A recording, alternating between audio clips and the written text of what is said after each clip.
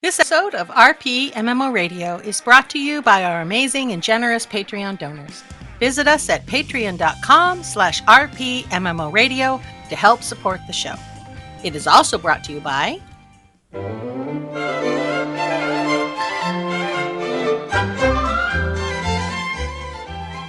Mixology. It's not just for people with lots of tattoos, bad haircuts with too much dye, and those that have made bad life choices. It's also for alcoholics with taste. But what if you don't have those problems?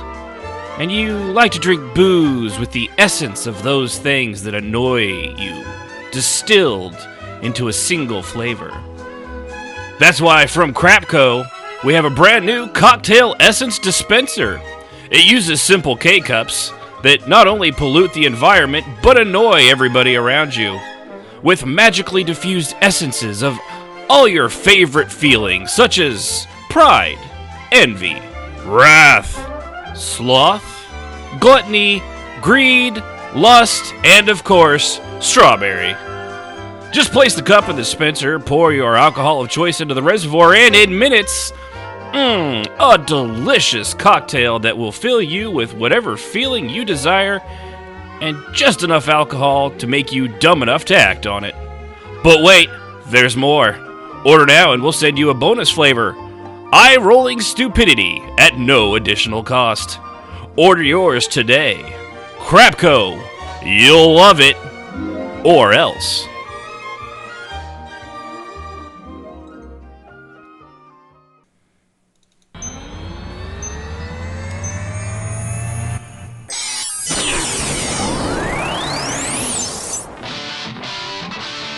You're listening to RPMMO Radio. Does internet porn know you're cheating on it?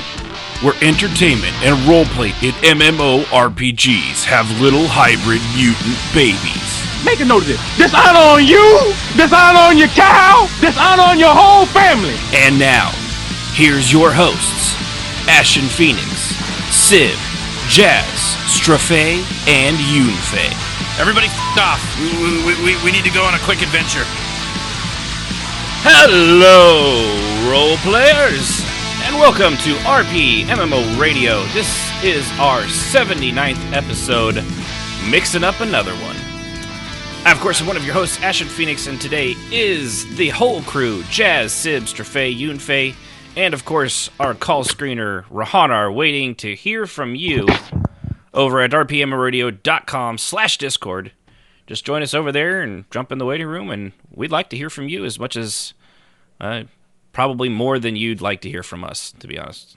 That's right. Probably a little more, yeah. How's everybody doing tonight? Pretty good. Pretty All good. right, boss. No complaints. Well, that was boring. Glad I asked.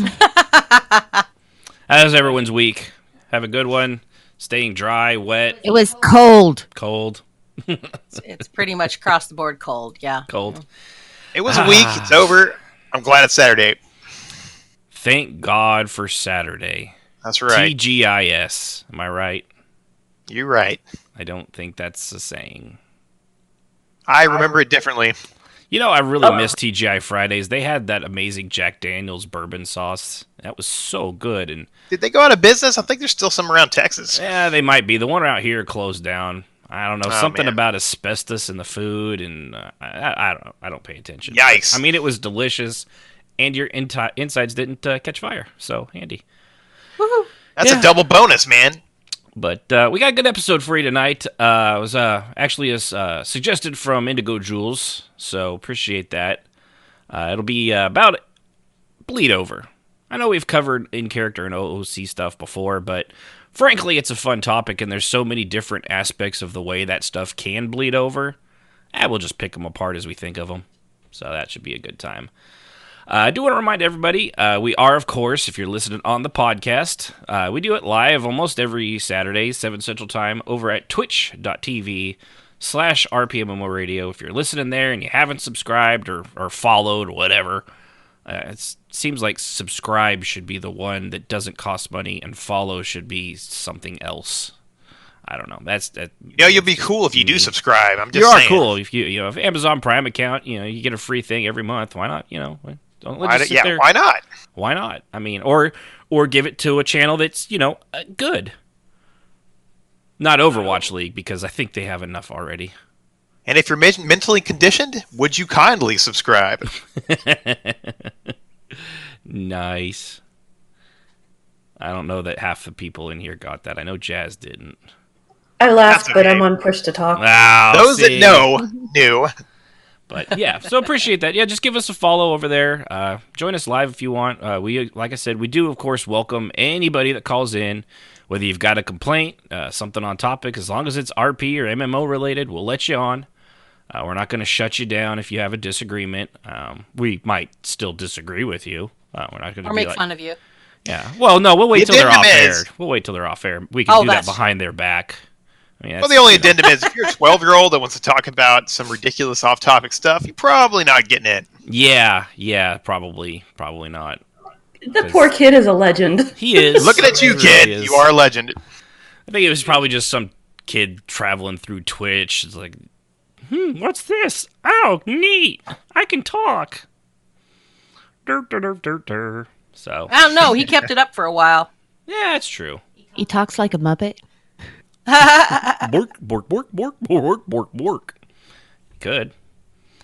So, all right. Well, let's see. Now that we got all that stuff over. Oh, actually, one more thing. I know, show stuff. If you listen on iTunes, we would appreciate you dropping a line, 5-star reviews, things like that. Everything on iTunes cycles through all the other stuff. So, if you help us there, we do have 7 reviews, although only 3 or 4 of them were actually written. But you could still, even if you don't write something, just the star up. It does help get the show out there. It keeps it towards the top of the list. So when someone types in MMORPGs, we show up more towards the top instead of down at the bottom. Yeah, 78th below the other 50 MMO shows that have since gone the way of the dodo, but are still out there. Yeah. Actually, we hanging around like ghosts. I've checked a few times. We tend to be in the top 5 to 10, so it's actually not too bad, but every little bit helps, so we appreciate that if you're out there and inclined. So with that, let's see what we have in Roleplay this week. So, okay, real quick. Did anybody have to happen today to take their kid to a birthday party? No, me neither. Yeah, that would be me. Oh! Well, there you go, Jazz. So, okay, well, that was, you go first then, I guess. Yeah, imagine that. Huh. I'm just saying, for instance, it just came to me. Man, that was so random. It was totally. A name out of a hat. Expected it all. It's my mutant power to make Jazz go first every time. I don't know how. I don't know what I didn't ask for this. Mutant power. I didn't ask for this gift, this glorious, glorious gift, but I will use it for evil instead of good. So let's see. I had some drama in my life that could not be avoided. So I did not get to roleplay very much this week or work this week. So my paycheck's going to be short. Yay. But I did get a chance to RP a little bit on Cial and worked on some character development, which makes me happy. So I wrote a little bit in her journal and I'm going to read that. Cool. It's called Pause to Listen. Cial moved quietly through the wood, making nearly no sound in the loamy moss. She paused at the top of the hill, eyes on the stronghold below her. She squatted there, sitting on her heels, as she pondered the place. Movement, or the sound of movement, quirked her senses behind her, and she turned and was up the tree before she could take another breath. The man appeared out of the shadows, a frown on his mostly covered face, as he looked around. She was just... Cial dropped from the tree then, before he could gather enough brain cells to look up. He put his arms out from himself, hands empty, frozen as the blade came to rest at his throat. "No harm, miss, no harm. I have a message." The woman was clinging to his back like some monkey and had landed so perfectly it had felt like he put on a heavy pack instead of being dropped on by the small, wiry, and obviously deadly Bosmer. She growled into his ear, "Speak or die. Your choice."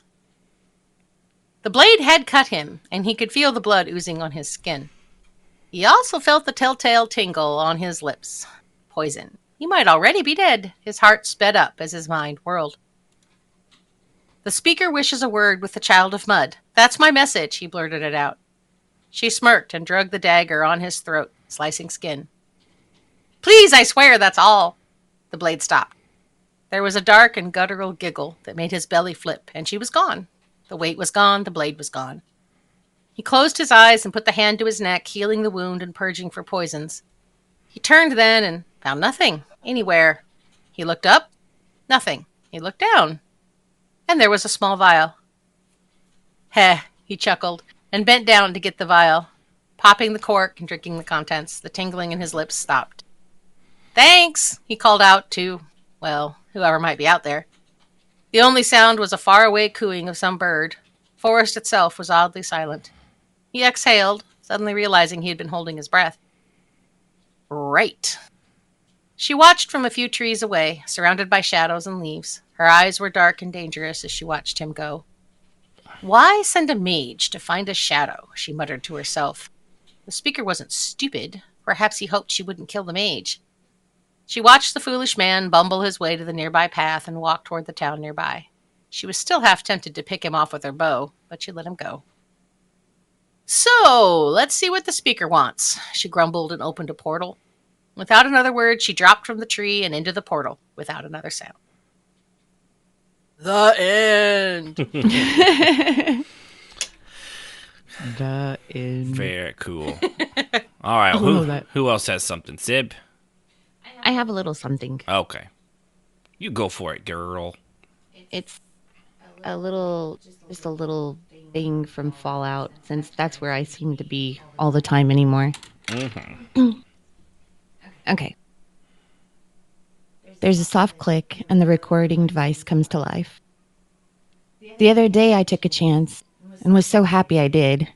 I saw a flyer attached to one of the buildings in Flatwood. It said, looking for survivors. And I guess that would be me. I'm surviving this godforsaken world. So I followed the instructions, and when I showed up, I hid at the meeting spot, just to see who else would show up. I watched as a guy walked up wearing a mechanic's jumpsuit. To my surprise, it was TA. My heart just about burst, knowing he was alive. I rushed out, and he actually smiled, seeing me coming towards him. But as I was getting ready to say something, Ashen, that old coot, came along. TA and I both turned, and Ashen looked upon us with a hint of a smile and said, Well, look at what we have here.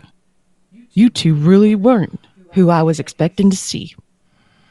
He has that old gruff voice. Well, we all chatted for a bit, and then we all three set out to do some scavenging and some catching up. I explained how I left the vault with a large group, and right off the bat, we got attacked by a bunch of small blue robots. How my parents tried to run. How so many tried to run. That I just got lucky and just barely managed to escape. That my parents didn't make it. Anyway, I told them about how I ended up on the outskirts of Flatwood and have been traveling here and there, being sneaking to get supplies and goods. Then I managed to live off the mutated flora, mostly due to my teachings in the vault.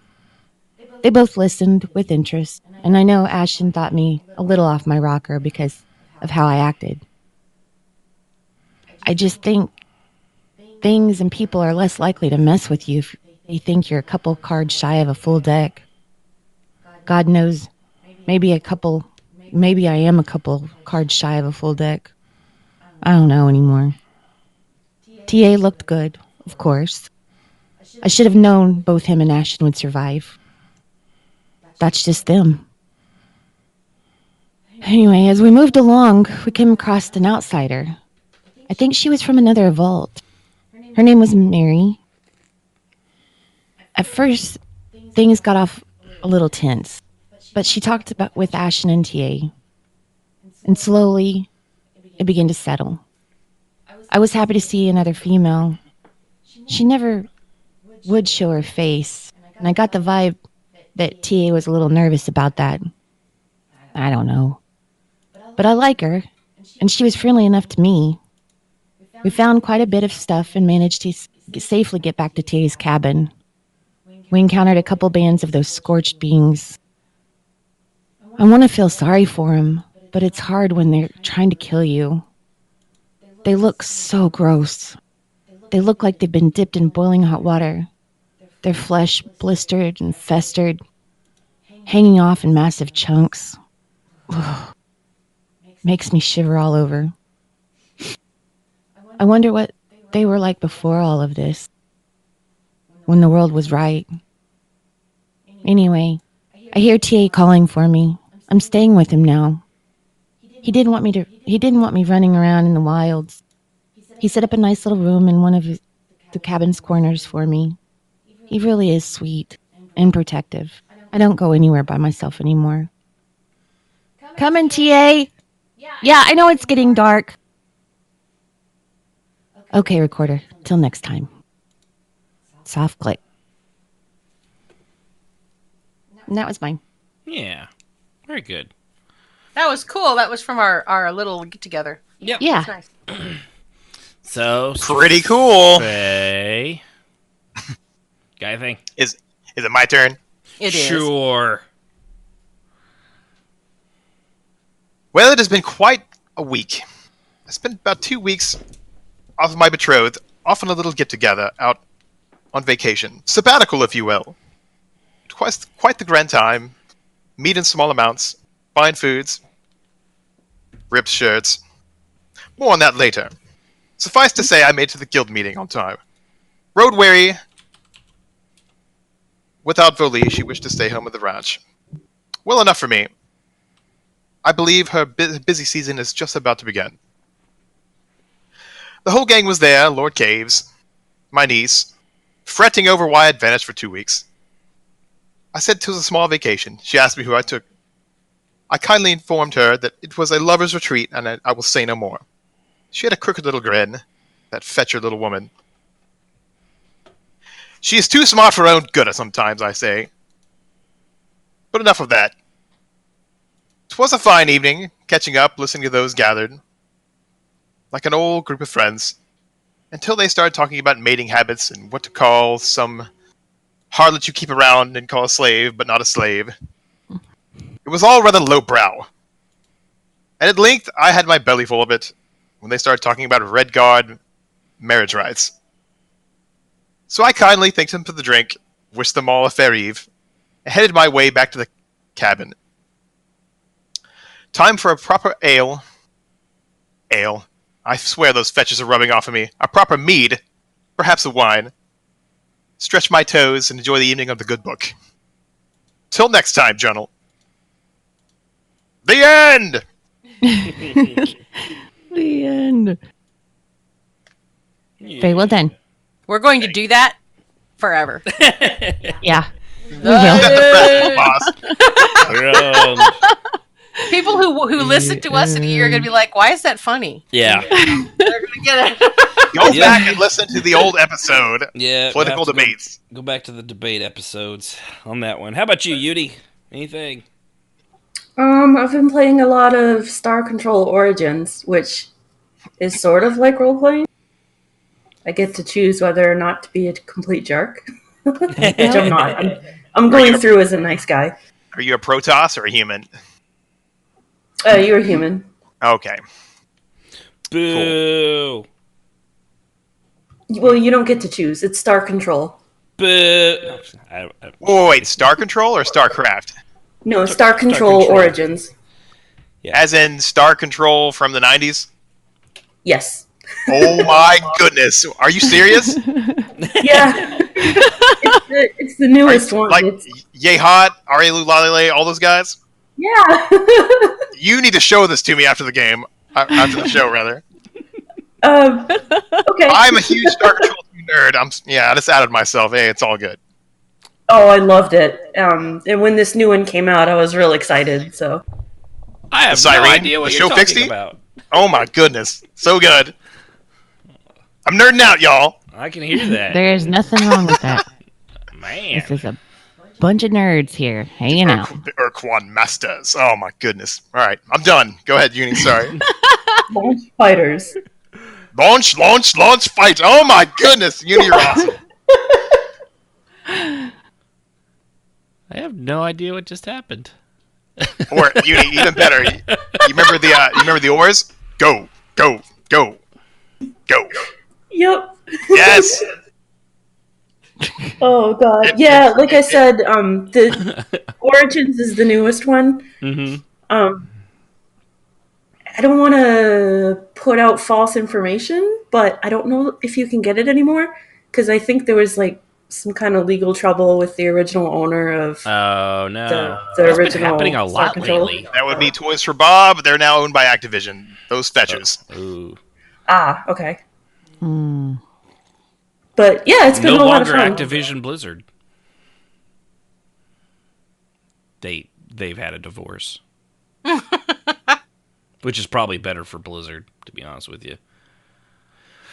Well, that's cool. If you can't get any more, that's extremely sad. You just got me built up, hyped up. Well, I'm sure you could find ways. I might be able to hook you up. Yeah. We'll see. Ways of making them talk, yes? Yeah. Well, and some of it's weird. What was that? Metro. Oh, yeah, last night. 2030 Metro Exodus, actually. Oh, they had done all this stuff, and they were promoting it through Steam and blah, blah, blah. And, like a week before it came out, they decided not to go with Steam after all and went to, what's that other one called? Epic Games. Oh, yes. So they, even though, Steam, and Steve kind of roasted them for it, but it's like so it went from a $60 game on Steam to, when I looked at it on Epic Games, it was $50. So the deal that they, leaving Steam saved the players $10 because it didn't cost as much to put it on as it did on Steam. Oh, that's cool. Yeah, that's not bad. No, but I felt kind of bad for all the people that if you bought it on Steam when it really already pre-ordered, I guess you could still play it through there. They did allow that to happen, which was cool. But at the same time, I have a feeling Steam, their overhead cost is so much on some of, especially the newer titles. I've noticed a lot of places aren't really using them like they used to. Not all of them, but a few of them. Some of the bigger games. Right. Like, that's pretty. I actually bought. I've not played a Metro game before. I actually got that one. It's pretty cool. I didn't realize it was a book series too, and I saw it on Audible, so I know the next series of books I'm going to do because that post-apocalyptic world stuff. I love that crap. I love that in book series. Very nice, much nice. But yeah, for me, I didn't role play at all this week. I've been playing a lot of single player games. I've had a really bad neck spasms and pains through my neck region and down into my shoulder muscles and things like that. If you ever had somebody when you were in high school that was, I'm just assuming that not all of us were jocks. You ever had some asshole come up and like squeeze your shoulder and your collarbone and like just dig his fingers in? That's kind of what it feels like all the time. That's not good, man. No. So I'm going to a new chiropractor on Monday, so hopefully that will do. But because of that, sitting here like you see me on the camera, this, after an hour or two, is going to hurt a lot, and I'm going to pay for it later. So I've had to do things out in the console and sit in my recliner and just lay back and be Kingdom Hearts. Kingdom Hearts 3. Yep. I just finished the Caribbean, and I'm getting ready to go to whatever.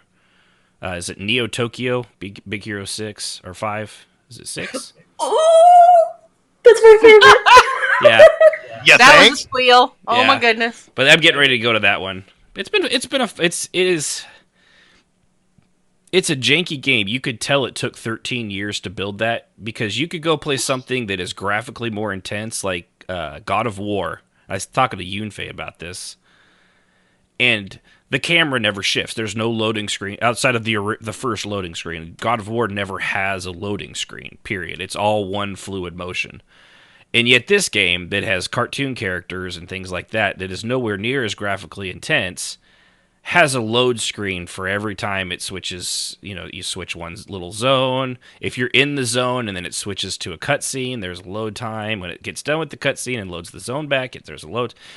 It's very jarring, which back when this game was supposed to come out, 13 years ago on a PlayStation 2 or 3, that would have been acceptable. But these days, it is really, really obvious that it was made for older generation consoles, and they just upped the graphics and the resolution. That said, it's fun, and I let it go. So it's kind of like Fallout 76. It's a junk game, but we're still enjoying it. Oh, no. Don't get me wrong. It has long loading times, but it's never crashed on me. Elsa's never shoved her own ice spike up her ass, out her forehead, and then threw Goofy. You know, I've never shot a Heartless and then it shoot 40 feet into the air. And You've then never had a orbit mutant the stuck planet. to the wall following you through a building? No, see, I've never had those Okay. things. It just has long loading times, which Fallout 76 also has. Just wanted to clear that up. Yeah. Wanted to clear it up. But it's for a game that really doesn't run on that, you know, it's not God of War or Horizon Zero Dawn level of, you know, graphic quality. It shouldn't have a 10-15 second loading screen on an Xbox. I should have said a naked mutant following you through a building stuck to in the a wall. T position. That's terrifying. That would be. That's what I had the other day. I was like, Yeah. "What the hell is that?" Yeah. I kept That's trying to amazing. shoot him to put it out of its misery, but it was like, no. I was like, oh. No. Okay. Yeah, so because of that, I've been playing, backtracking on my single player games, and I know I'm supposed to do something with Jazz, but either she's busy, or I'm busy, or I'm hurting. And Yeah, it just isn't working. Yeah. But we'll meet. yeah, it'll happen. Yeah, you guys both had a rough week, though. Yeah, it's been pretty awful. So Yeah, hopefully, like I said, Yeah. hopefully after Monday they'll probably X-ray my neck, and hopefully they can start getting me back into shape and not being in constant pain. Or constant pain in my ass. Yeah, no, Oh no. that's not going to change. In fact, No. if I feel better, it's a very high likelihood that will increase. Yeah. So, you're welcome. This is a cross I have to bear. And you bear it well. You bear it very well. You have for many, many untold number of marriage years.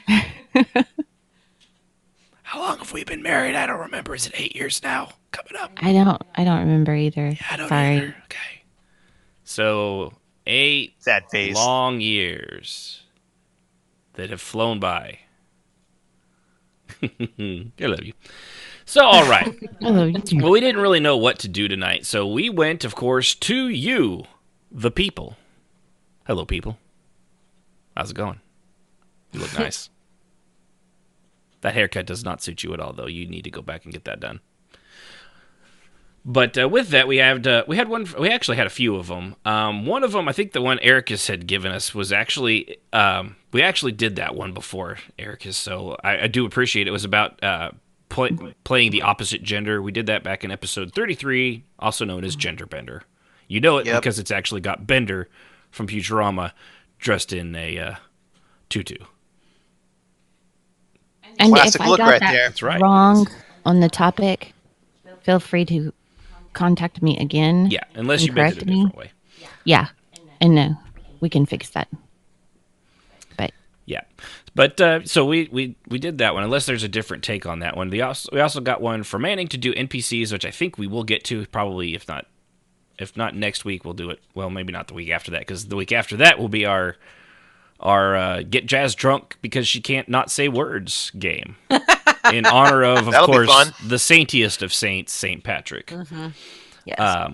But My kids still remember that, by the way. Do they?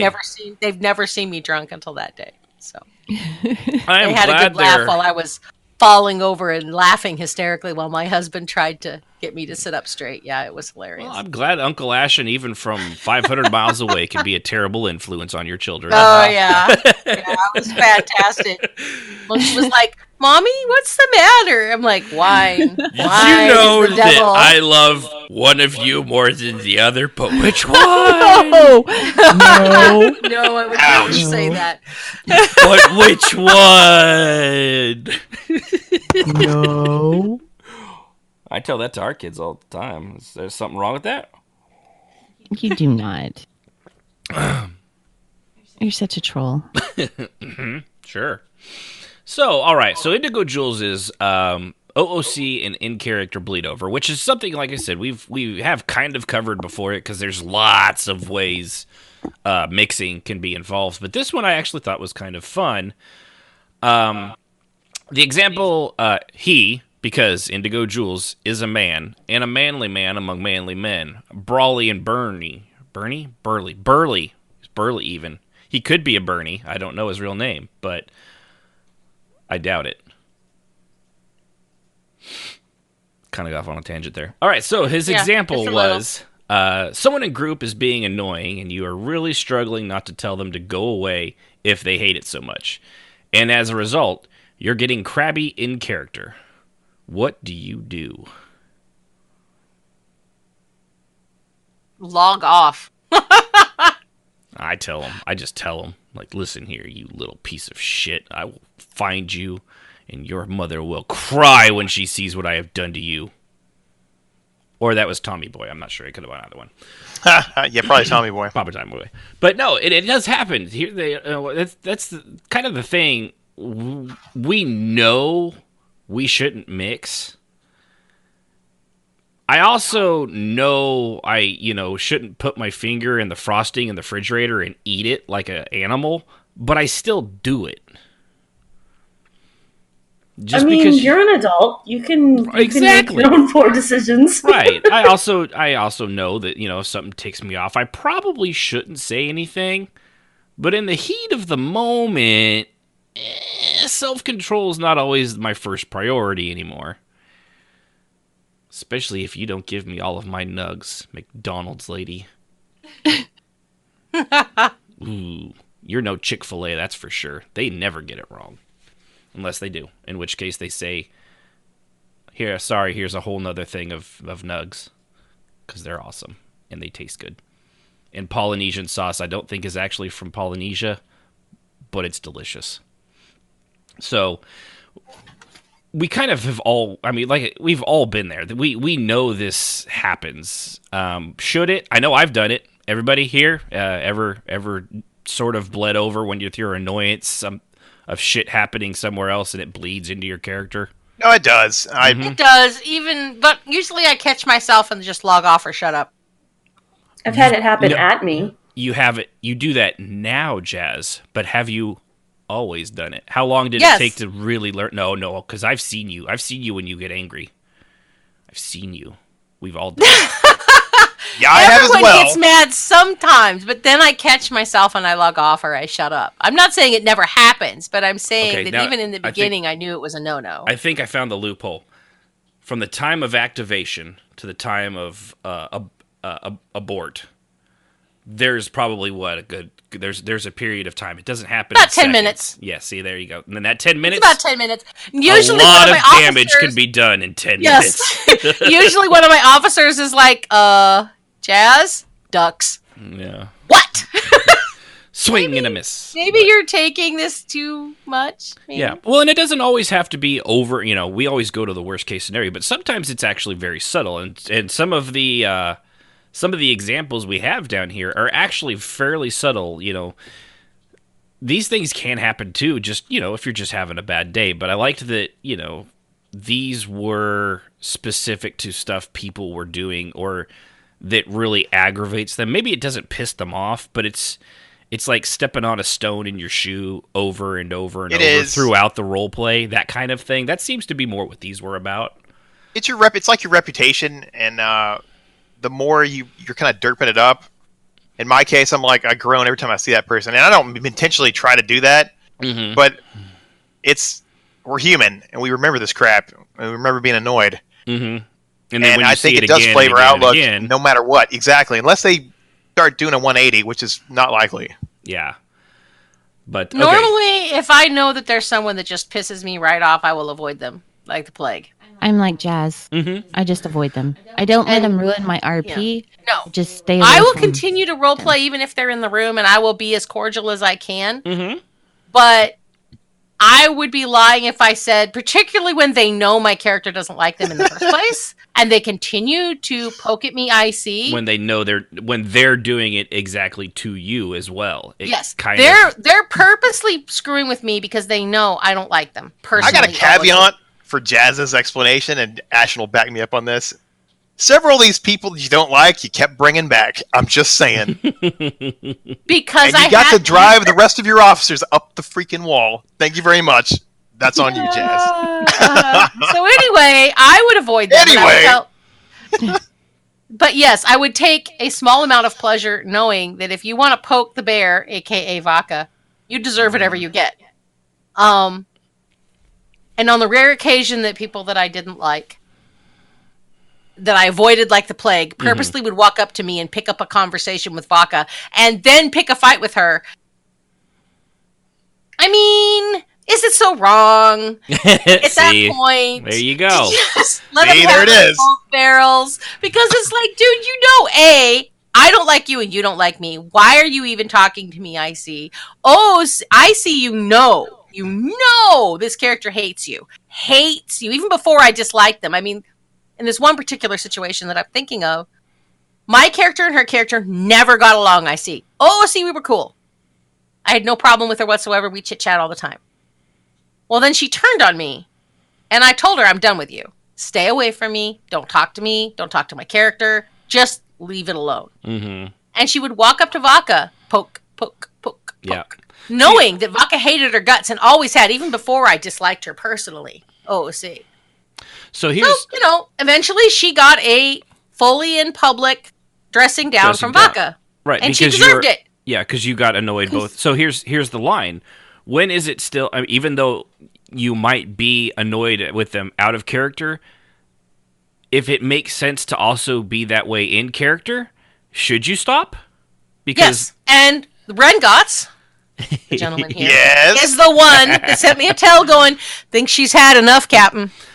Well, but there's a certain... I'm going to be honest. I think there's a certain point where you almost have to do that in order to get it to stop. Now, maybe you do have to pull it back. She did never talk to me again. Ever. Well, I made my point. She never bothered me again. But Rengotts stepped in George W. and sent me a tell accomplished. OOC and said, I think she's had enough, Captain. Back off. We all know that there's a little bit of you in here. You might want to just take a step back. Right. Yeah, but see, at the same time... I think some people... they want that negative attention. Yes, they do. So you're actually making it worse by doing that. And that's the only way to get them to stop, is to actually dress them down. Mm-hmm. Yeah. And she never bothered me again. So, I mean, it did accomplish that. But at the same time, I'm going to be lying if I said that I didn't enjoy every second that I was dressing the city down. See, and this is kind of why I liked the thing. It's a slippery area. Yes, it is. Should you? No. I should have walked away. Yes. I should have had Vodka shut up and walk away. I didn't.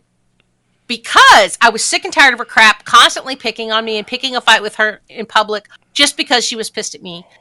And I lost my temper. Mm-hmm. I did. See, it's easy to say kick rocks and then like ruin the immersion, the RP mode. But sometimes, man, when you've been pushed too far, we're all human. We get it. You can always go back and say, look, dude, I was out of line, but you're being stupid. Yeah. Let's be real. What was it my dad once told me, which years later he regretted? It's always better to ask for forgiveness than sometimes ask for permission. Yeah. There you go. Sometimes that is definitely true. I hate that. Yeah, I know. And I never apologized to her. No, I didn't. Sometimes but I did apologize to my other officers that were there because I did lose my temper. And they knew it. That's the thing. They knew it. They knew this was not Vodka. This was me. Because I don't let Vodka get in those kinds of situations publicly. Vodka would have been rather eaten out by a troll than ever make a public scene. That was a curious choice of verbiage there. I was going to say something much worse, but I didn't. So, it was something that I think anybody that knew me and knew my character knew it was me. Yeah. And both the Rengotts and two of my other officers did chime in and say, And when she sent me a tell after it was over and said, you're a mixer. And I said, well, I won't say what I say. It was littered with expletives, and I was very descriptive about what she could go screw and how long. But at some point, those individuals are trying to push you to do that to wreck your RP reputation. I mean, yes, it's an insidious thing. Yes, and she brought it up several times with other people, but other people told her, both OOC and IC that they knew that she had crossed the line to begin with. Right. So it never did what she wanted it to. But I was still wrong. I'm not going to sit here and say that Right. it was still wrong. Even though it solved the problem, it was still wrong, and it's something that we have to strive not to do. I'm with you on that, because I did the same thing to another one of our members that had pushed the line to the point where you were so upset you logged out, and this person in question kept acting like nothing was going on, and I got in voice chat and I charged him up. I was like, "We're done here, dude. You crossed the line. You're a dirtbag. A, B, and C." It wasn't right. I shouldn't have done it. I apologized to Jazz and then folks later, but I didn't apologize to him because what he did was wrong. I was just pointing it out, and I was kind of a douche, but. Sometimes you do get pushed too far. Mm-hmm. So you said you had someone do it to you? Oh, yeah. Trying to think of how to say this without, like, name dropping and stuff. It's okay. It's hard. It was Rengots, we know. It's all right. Just substitute the name with Rengots. It was, a guild. And something happened in character that the people out of the guild leaders out of character really disagreed with. And Ashton, I think you know exactly what I'm talking about. I think so, yeah.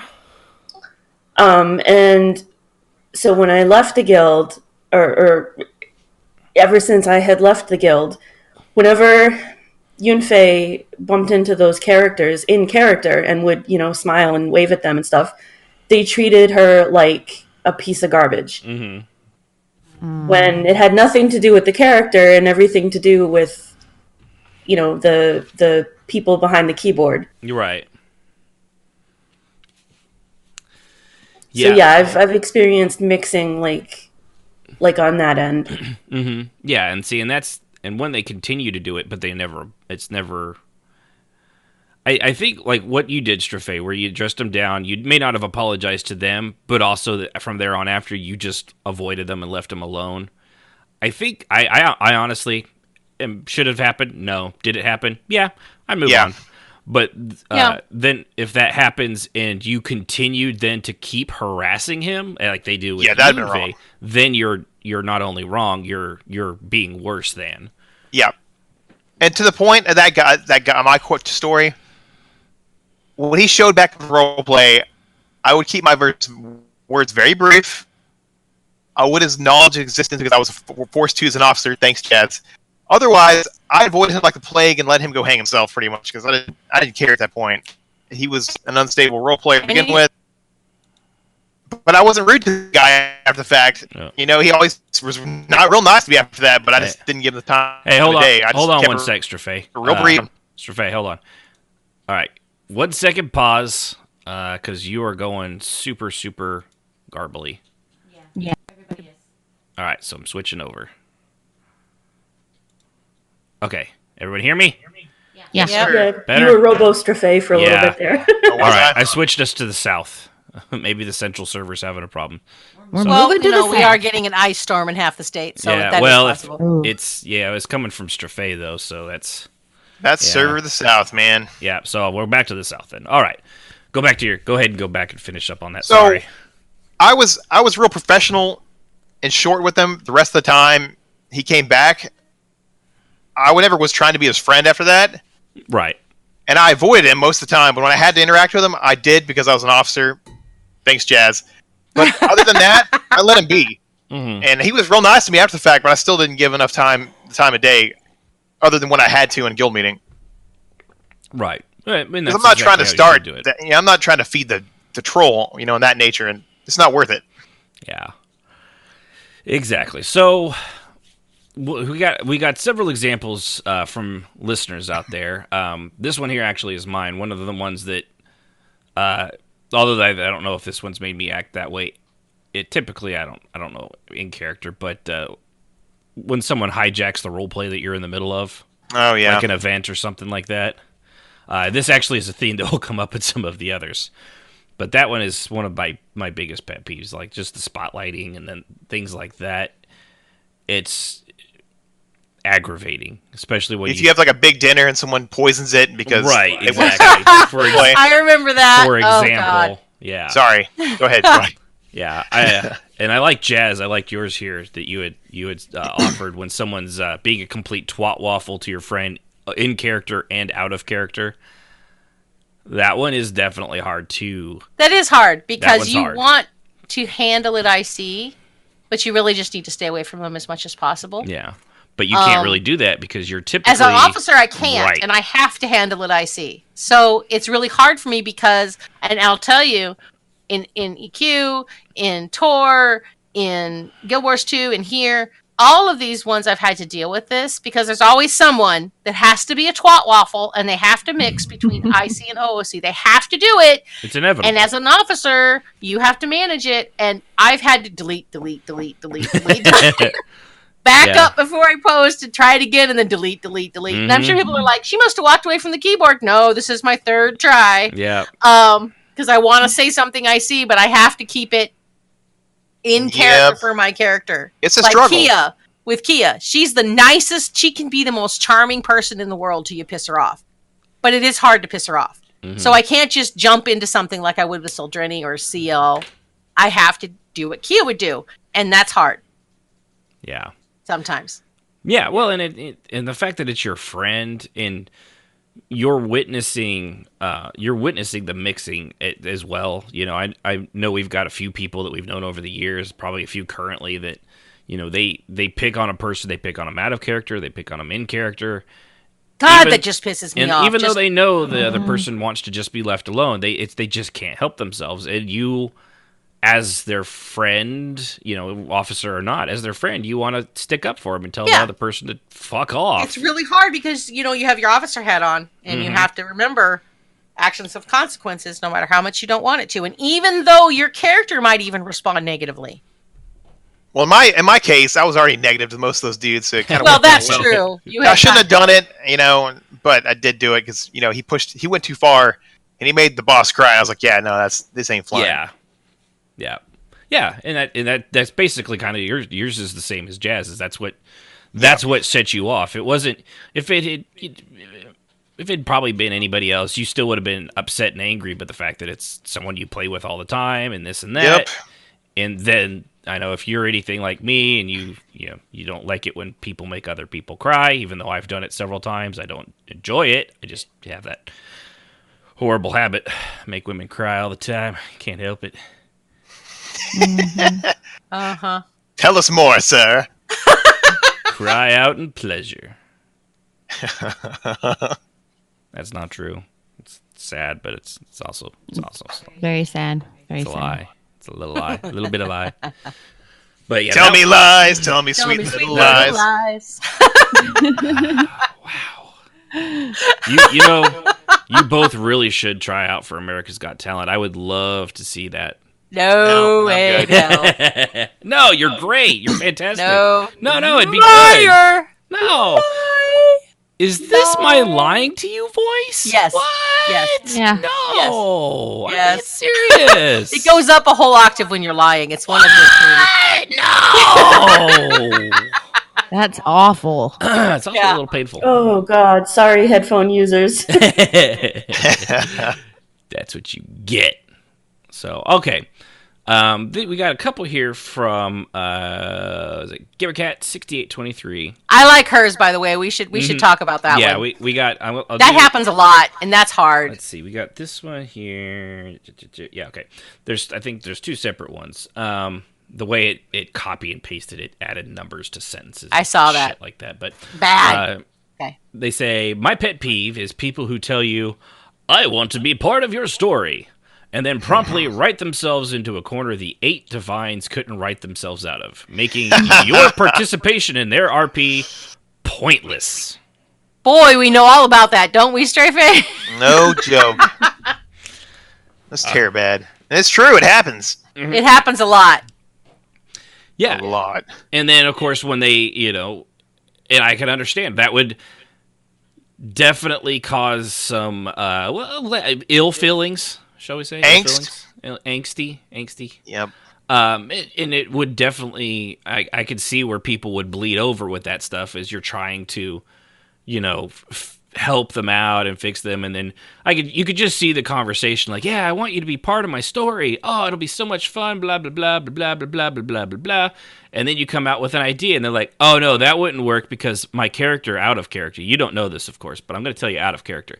They couldn't possibly go along with that because of this, and this. I was like, okay, well, how about this? Oh no, see, now there's another backstory that you wouldn't be able to do that either because they would just be able to totally get out of that like really easy.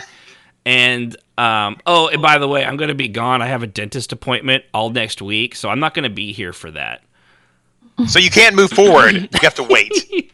And then when I come back, what you did in the meantime? Oh no, you should have ran that by me. No, sorry, no. Oh, that won't work. You're going to need to retcon that. Mm-hmm. Well, as you know, go ahead, Jazz. Sorry. With Vaca and her song, I wrote a lot of people into her story because they asked. They wanted to be a part of it. I laid out the rules for what it meant to be in Vaca's family.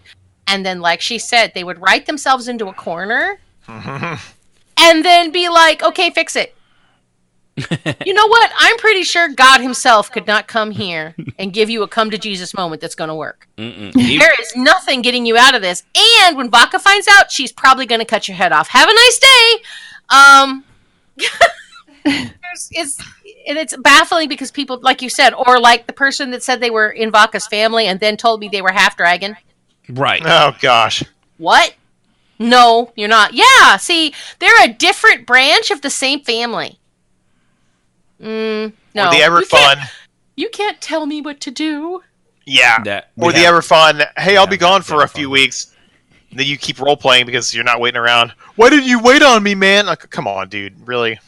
Yeah, how could you move the story without me? What's my half-dragon dark elf with special needs going to do? That sparkles in the moonlight. I don't know. Get a personality change? Ketchup. Yeah. It's red. Pour it on you. You'll be fine.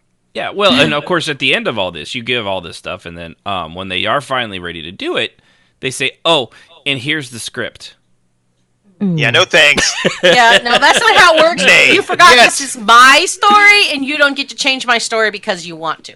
Have a nice day. Yeah, no, but see, I have this. Here's how you should react when I do this, this, and this. Yeah, nope. Sorry. But, well, why are you acting this way? What did I do to you? Yeah, I know. Oh, my God. Spanky, why are you whining? Because he needs to go outside. I'll go Because get you're him. whining. He's got to go potty. At least he has a legitimate reason for whining. He can't What's pee your inside. Well, I can pee inside because I'm a big boy. Yeah. So yeah, that one is a good one. The other one here that they had is also watch Guild Officers. What's that? Nothing. I was talking to Spanky. Oh, I thought you said hold on. I was like, okay, what? I did. I said hold on to him. If you got something, tell me. Okay. No. Gamercat also added as another one. Also watched Guild Officers in past guilds in charge of policing IC and OOC Blade, and then do it themselves. No one, not even the GM, called them on it. It created one hell of a schism. Yeah, that happens. A schism is a good choice of words for that. Yeah. Shut up, Strife. Schism. A schism. Did she tell me to shut up? I guess she did. Dang. Hey. Yep. You better listen. I'm listening. I'm listening, come man. over there and wallop you. It's gonna be a That's Texan for hit for those of you that don't live in Texas. Wallop. Yeah. You gonna box my ears too? You gonna have to run real fast and bring a sack lunch. Anyway, go ahead. I'll get the point. I was joking, you goober. I know. I know you are. I love you, Jazz. So yeah, that one. Oof. Yeah, and that one creates a lot of angst, and that one will create a shit ton of bleed over because. And guild leaders, please listen to this one. I've been there, done that. Mm-hmm. It's hard to catch this when it's one of your own officers. Particularly... She's got 5 t-shirts. I mean, she's got the hat, matching belt.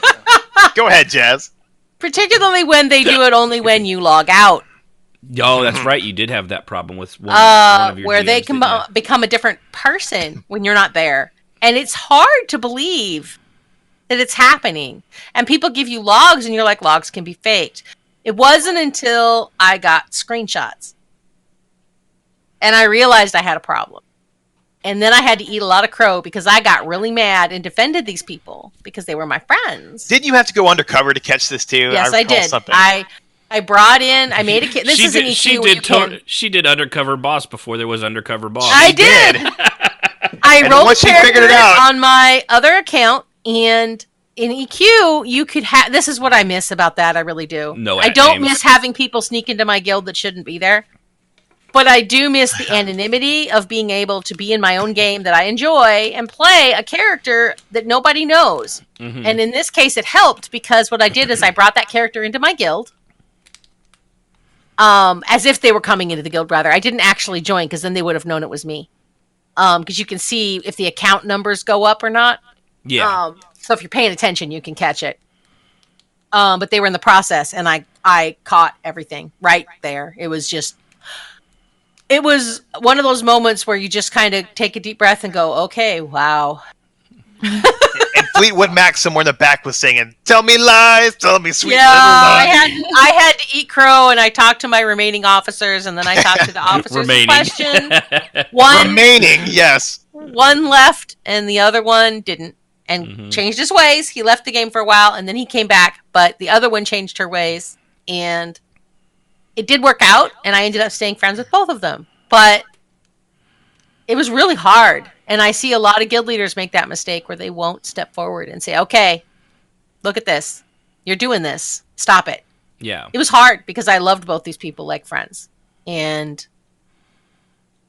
like she said, it creates a schism, and I had one forming in Silver Circle. I'd been through it now 3 different times with this happening. I could see it coming. And my officers that weren't doing it were telling me, and I was at first defending them, going, well, maybe you're just misunderstanding. Da, da, da, da, da. Yeah. Yeah, which is, legitimate. I know, It but can I be. should have listened to my officers, and now I do. I had And to now- Ringot Satal remembers the great 3 schisms he lived through. yes. the scasms. Schism. Yeah, because and then when it's bad enough when the guild members are bleeding over like that, but then when they see that they're being told to stop, they're being told flat out, hey, you're mixing, stop it, blah blah blah, and then they see it happen either through the guild leader or the officers. Neither is good. It's just as bad for either. I certainly have never seen a guild survive when the guild leader's doing it, but I have seen the guild survive when officers were. Yeah. If the guild leader stepped up and said, okay, we're done. Yeah, because once people see that, they're only obviously they've been told not to keep it in character, so they'll be like, fine, I'll keep it in character, you motherfucker. So everything they want to say out of character because they've seen you guys doing it, they're gonna do the exact same thing. Only it's gonna be worse because it's not gonna be 1 or 2 officers. It's gonna be 5 or 10 of your guild. And when that starts happening, when everyone's saying what they mean OOC in character, it's a mess. It's a fucking greased slide straight to hell. I mean, that goes quick.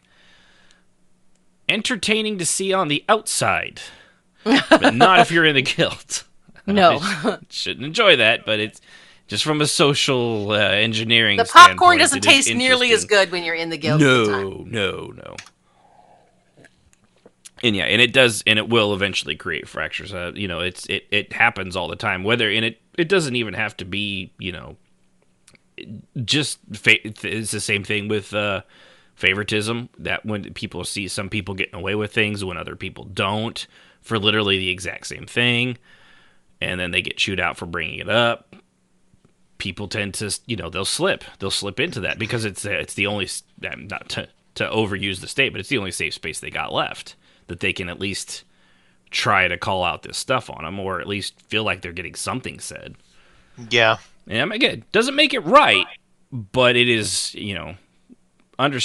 talking about the reason, isn't the same as encourage, or was it green stamping it. I can't think of the Yeah. word I'm meaning. My neck hurts. So, okay. And then Kat had one more. I got this one this morning. Thought of another one. Lack of it was kind of funny. Lack of research on pantheons by people who play a priest. They said, I saw a priest of Dibella chatting about studying, quote, the Altmer writings about her. The Altmer don't honor Dibella. The only female in the Altmer pantheon is Mara. I will have to take her word for it because I don't know the pantheon. But Oriel is the chief one. yeah. Just saying. Just saying. I don't know. This is between you nerds. I have no idea. But it is true. It's regardless of that. When you have somebody that's spewing that kind of stuff, and you have to call them on it, because if you don't, yeah, and now see, you can. Which one is the better way to do that? Do you correct them? You just try to keep it all in character as much as you can, and like, oh hey, by the way, actually,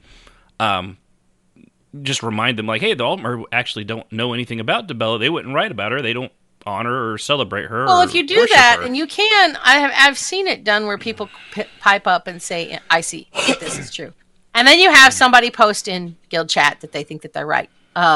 Where because the character doesn't know or the actual person doesn't know is you're assuming, and that's dangerous.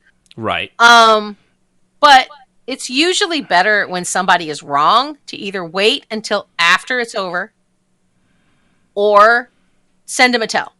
Right. When you are RPing with someone who either is wrong on lore or you feel is being silly, don't have that conversation in public. True that. And now here's the alternative to that. At least in, I could say this, at least in ESO, there's so much lore overlap that contradicts itself in official lore. Can you still get away with it? Well, here's the thing, and Haas brought this up, and this touches on that, so I'm going to include it. Go ahead. Game mechanics allows you to not be able, or disallows you from hiding that you're a vampire. Right. When lore very clearly states that you can't. Mm-hmm. Depending on which one you are. Which is why I actually just decided not to have the vampire thing as a game mechanic. And just roleplay a vampire without actually being one. Because I didn't like him being pale. Right. And I've run across this a lot, particularly in Tavern RP, where people are like, I'm not a vampire. But they're in the full-on fourth stage vampire mode. Right. I mean, you can tell they are. But at the same time, you can't make that decision. You can't say... You can't hold game mechanics against somebody. Okay, what about... Now, here's where I kind of disagree with some of that, because a lot of people do use the game mechanics to show their full outward appearance. Now, I get it if... In ESO, there's, I think, 3 or 4 stages of vampirism. Now, if they're at the first one, clearly they're doing their best to hide it.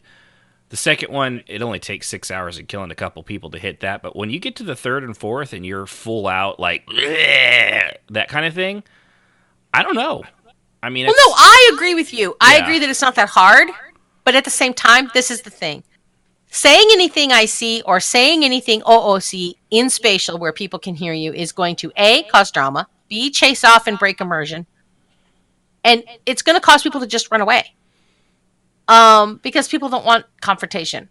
And the person that you're arguing against isn't going to listen to you because they wouldn't be in the situation they were if they gave one shit about how it actually looks in lore itself. Right, because these are the same people who say, I just roleplay what's fun.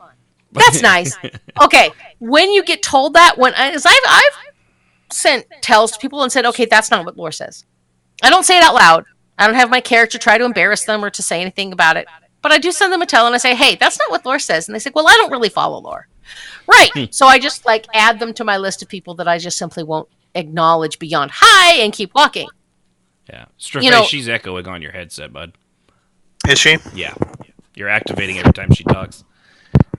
She talks loud. What can I say? I know. I'm sorry. Am I talking too loud? Do I need to back it up? You're good. You're good. Okay. But anyway, so are you right? Yes. It's not that hard. I mean, I had the same issue with people who are level 4 and I have the power. Versus somebody who actually is a level 160 and, has put in the work, has the armor and has the look and has the time invested to have a high level character. But not everybody has that time. Do I do it? Yes. I don't have a major character with power unless I've put in the time and the effort to at least have them be 20, 30 level, or if not more. About half my characters at this point are max. I put in the character time and I put in the game mechanic time so that my character is as awesome as possible before I start playing someone who has power. Now, that's just me. But I also know that when you're dealing with somebody in game, you don't know. Maybe they only have 4 hours a day to play and they just don't want to spend it all leveling. Maybe they just want to role play. Maybe they hate the game, but they love the role play. Right. So, you have to hold that up to that. And it's not really worth breaking your emotion and them over something that they're not going to listen to you about anyway. Yeah, and it clearly obviously has to go case by case, because some people they'll actually will listen, and others they're going to shut down. Well, that's true, but like the guy that walks in and says, "I'm actually an 8-foot tall Bosmer," and they didn't even try to make their Bosmer top height. They're like the smallest possible height they could make their character. And he's an orc. But yeah, and he's half orc, and he's 8 foot tall. What? Okay, so when you're dealing with that, again, I don't say anything, and I don't recommend that other people do either, because they're not going to change what they're doing. They're not going to change who they are, and all you're going to do is ruin your night and theirs. So let them roleplay whatever the hell they want, and just move on and find somebody else to roleplay with. And that works in an open setting, but what happens when this is a guild member that you're going to have to constantly be dealing with? Then that's a person you have to actively ignore or challenge them privately because you have to deal with them. But I'm talking about, like, for most of us dealing with this stuff, it's not someone in our guild. And it is at the moment with some of the people that we have, I suppose. And again, to me, I just don't roleplay with those people beyond high. Yeah. If there's somebody that, when I had Vodka and I was running Silver Circle, we always had anywhere from 2 to 5 people in our guild that I didn't particularly like. I thought were stupid. But I just didn't roleplay with them. I avoided them at all costs. They had their own little circle they roleplayed with. And I just didn't bother with them. And it's a hell of a lot easier to deal with people like that than to try to change them, because they're not going to change. And all you're going to do is make yourself upset and ruin whatever stupid thing they're doing. And while you don't really care about their stupid thing, they do. And it's really not worth the bad karma to try to make them see something that they're not going to. Now, if they've only been role-playing for 6 weeks, sure, say something, see what happens. But do it in tells. Mm-hmm. Yeah, a lot of times it's the public, even if it wasn't intended, the public shaming sometimes puts people on edge. Challenging someone, that you're actually this, because you can see that they're a vampire, for example, and you're having that conversation. I see you're putting them on the spot, and you're both OOC and IC yelling at them, even if you didn't realize you were. Yeah. That's not a good idea. And it doesn't ever end well, ever. I can't think of a single time that has ever ended well. But I have tried to talk to people, and I have a 50-50 shot of it actually working. Mm-hmm. So if it works, great. If it doesn't, walk away. At least you tried. It's not worth. Right. Okay, well, and kind of going into this one is, that's why I put it underneath here. Manning Squared says, I dislike it when people blatantly disobey lore or write it off or write lore off and say it's because, quote, we're here to have fun. Yes, we're here to have fun, but correctly staying within the bounds we're given within the universe. I agree, 100%. Strafei apparently farted? I don't know what that... No, I just turned the... Was that your boom mic? I myself. Yep. Dude, I don't know why it's acting up, but yes, I agree. When folks say, oh, I don't follow the lore because I like to have fun, I'm like, yep, welcome to the no roleplay list. Yep, yeah. That's where they go. Bing, goodbye! I just don't even deal with them. Like, it's literally, it's impossible to do any kind of roleplay without Dungeons and Dragons. I mean, given you have a lot of wiggle room, but if you were just like, yeah, but I don't want to do any of that dice rolling stuff, and I don't want to make a character, then you're just talking to people. Yeah. You're not playing Dungeons and Dragons at that point. You're doing your own thing. So when if a world has lore, you're there because hopefully you like it. You're not playing a game where you just like, it's like why I don't play World of Warcraft. I no matter how hard I've tried, I just can't get in. I don't care about the lore. I don't know the lore all that well. I'm not crazy about the game mechanics, so, I understand why people do. I don't bash on it, but I just can't play it. I just can't get into it. It's not my deal. Norath, I loved Norath. Norath is one of my favorite worlds of all time. Elder Scrolls, Tamriel, that's fantastically well-written everything, Elder Scrolls Online is a little, they fudge quite a bit, but overall, it's a really, really fleshed out world. So then why would you want to be role-playing there and be, telling everybody, hey, by the way, I'm a were-vampire. Yeah. With dragon teeth. Well, yeah. Yeah. And also, I'm a, what, you have to tell me, Straffe, I'm the thing that could speak dragon. I'm a Dovahkiin, and I have Velociraptor toes. Right. And I have Deathclaw gloves because I time traveled to Fallout, right. and that came here, so you need to respect my role. Because thousands of years ago, Tamriel used to be America after the Great War, and all that technology was lost. It is buried deep beneath the earth. And the radiation just mutated everyone. Right, that's why we're all like that. Yes, that's what happened. It's my canon. It's my head canon. It's my head space. I've got space in my head. You've got a lot of space in your head if that's what you're thinking. And that's what we all want to say. But yes, and I have to be honest, one of I think it's probably the most when he said it made me just like it almost pissed me off. Even he was just quoting it. We're just here to have fun. Don't judge my role play. Oh God. No. We're here to have fun. I don't know why you're here. I'll be honest. Can't you go play, I don't know, Maple Story? Leave me alone. Just got a great example of this back in the day when Neverwinter Nights, the first one from BioWare, had a online mod tool where you could build a world and share it with players. There was a roleplay community on there. It was focused on D&D. This is before Dungeons and Dragons Online. This was before the Neverwinter one came out even. And everyone was cool there. I was playing a dwarf shield dwarf defender, something like that. Dwarven defender, that's what I was playing. And this half-orc rolls up in the dungeon, and I'm role-playing a dwarf, sounding like Bargnar. And this guy goes, I am Worf, son of Moog, and he's running around acting like a clown. I went, yep, and we're disconnecting. How's Alexander? Your little wimpy son. That giant disappointment you have to lug around all the time? Yeah, how's that kid doing? How's your prune juice?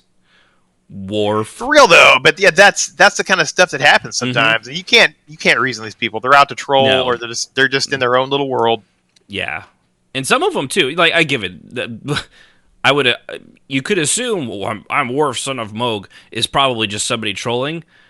But believe it or not, there's actually people that will try to get away with, like, legitimately try to get away with that. Legitimately, yeah. There are people who will pick movie characters and then say that they are that person, or I just like the name. Stop it. It's not that hard to make up a name. Yeah, I told the story of that one guy. Jazz, you can't judge me because I'm going to be Sephiroth and I'm the coolest dude ever. I'm going to get all the ladies. I'm going to kill all the people I don't like because I got the giant sword and nobody can stop me. In beautiful. No, he was terrible with the ladies. I know. That's my point. He had a lot of mommy issues. That guy, a lot of mommy issues. Beautiful hair though, silky smooth. I know, it's gorgeous. Silky. Sometimes you just got to master the art of smiling and nodding and walking away. So if you've got that one dude in the dungeon that's I am Worf, son of Moog, just smile, nod, and say, wow, man, you're far from home, and then just go about your business. Have some prune juice. It helps too, and I have mastered this because both EQ, in Tor, every game I've ever played that's an MMO where I've roleplayed, there's always someone like that. I have mastered the art of my character simply deciding that they're crazy, and while it is slightly mixing, and I will admit that, it makes it easier for me to deal with their existence. And if that's what you need to do on some level, when Vaca had to deal with somebody who claimed that they were actually was explaining, what's the name of that dark elf guy that everybody Drizzt? How do you say that? Drizzt Do'Urden. Whatever that is. Anyway, they said that they were actually him. NESO. Yeah, no, in EQ2. EQ2. Oh yeah. And- Does it really matter? And it doesn't really It doesn't matter. And Oh my Baka goodness. just sat there. I mean, this guy went on for 25 minutes, and he was just explaining the backstory, and basically just his whole backstory was the From story of Menzo this. Branson and how his Yeah. mom tried And to you kill know, him. she and listened this and she that. nodded, and he's like, "It's so nice to have someone listen to me." And she was just like, "Well, you know, I tried to be patient." And then she got up and walked away, and Rengot slides up behind her and goes, "You think he's crazy, don't you?" I remember that guy because I wanted to tell him so bad in OOC brackets. Hey, buddy. Wrong I'm game. pretty sure R.A. Salvatore is tired of you, cramping his style. So why don't you, get a clue and jump off a cliff? Yeah. I didn't do that. Nope. And he was just, we laughed. We had a good laugh at OC because Vodka was like, "Of course I think he's insane." Yeah. He's You know, talking about but- cities that don't exist. Yeah. So, I mean, I think, in my opinion, my humble opinion, I would say that the best way to deal with people who claim to be the daughter of Cole Harbor or who claim to be the son of whatever game hero there is that's mechanically and, whenever you come across that, to just nod and smile and have your character just say, "Well, this person needs some medication, but that's okay." Do what Crazy Gormal people used have to their do. place in the Ah, you more drunk than I am. The spirit's really talking to you. And it honestly, it lightens the mood for you and other people around you that were also thinking the same thing. The person who came up with all of this probably is clueless and has no idea that you actually were humoring them because you think your character thinks they're crazy. And everybody's happy. Mm-hmm. It's a win. Which kind of goes on to the next one, which is brought to you by Haas, the truck driver guy from Texas. Yes. Hi, Haas. Character claims to be a daughter of Cold Harbor, but doesn't concede the fact that it can be noticed quite clearly by the glowing eyes. Attempted to explain the process and convince a retcon, but instead the tavern cleared it out because nobody could icily hang with that. Now, I know, Jazz, you had a response to that. Yes. And We're going to have to go read it. Here it no, is. if you want. I said, "Icily, it is usually not wise to assume anything when you see a character, even with glowing eyes, as RP does not always follow game mechanics." And this is a hard thing for me to deal with, by the way. I follow game mechanics as much as possible. And here's But a my lot of people question, don't. too, on that.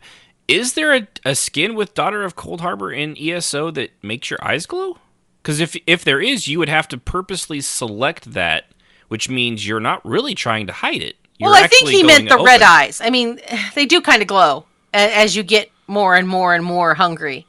Well, I get it. Daughter of Cold Harbor's. Yeah, forget that. That's It's a vampire. the vampires, right? It's the vampire I war. get you. Yeah, I Okay, totally so was it's- thinking of. I think I was thinking of the Golden People.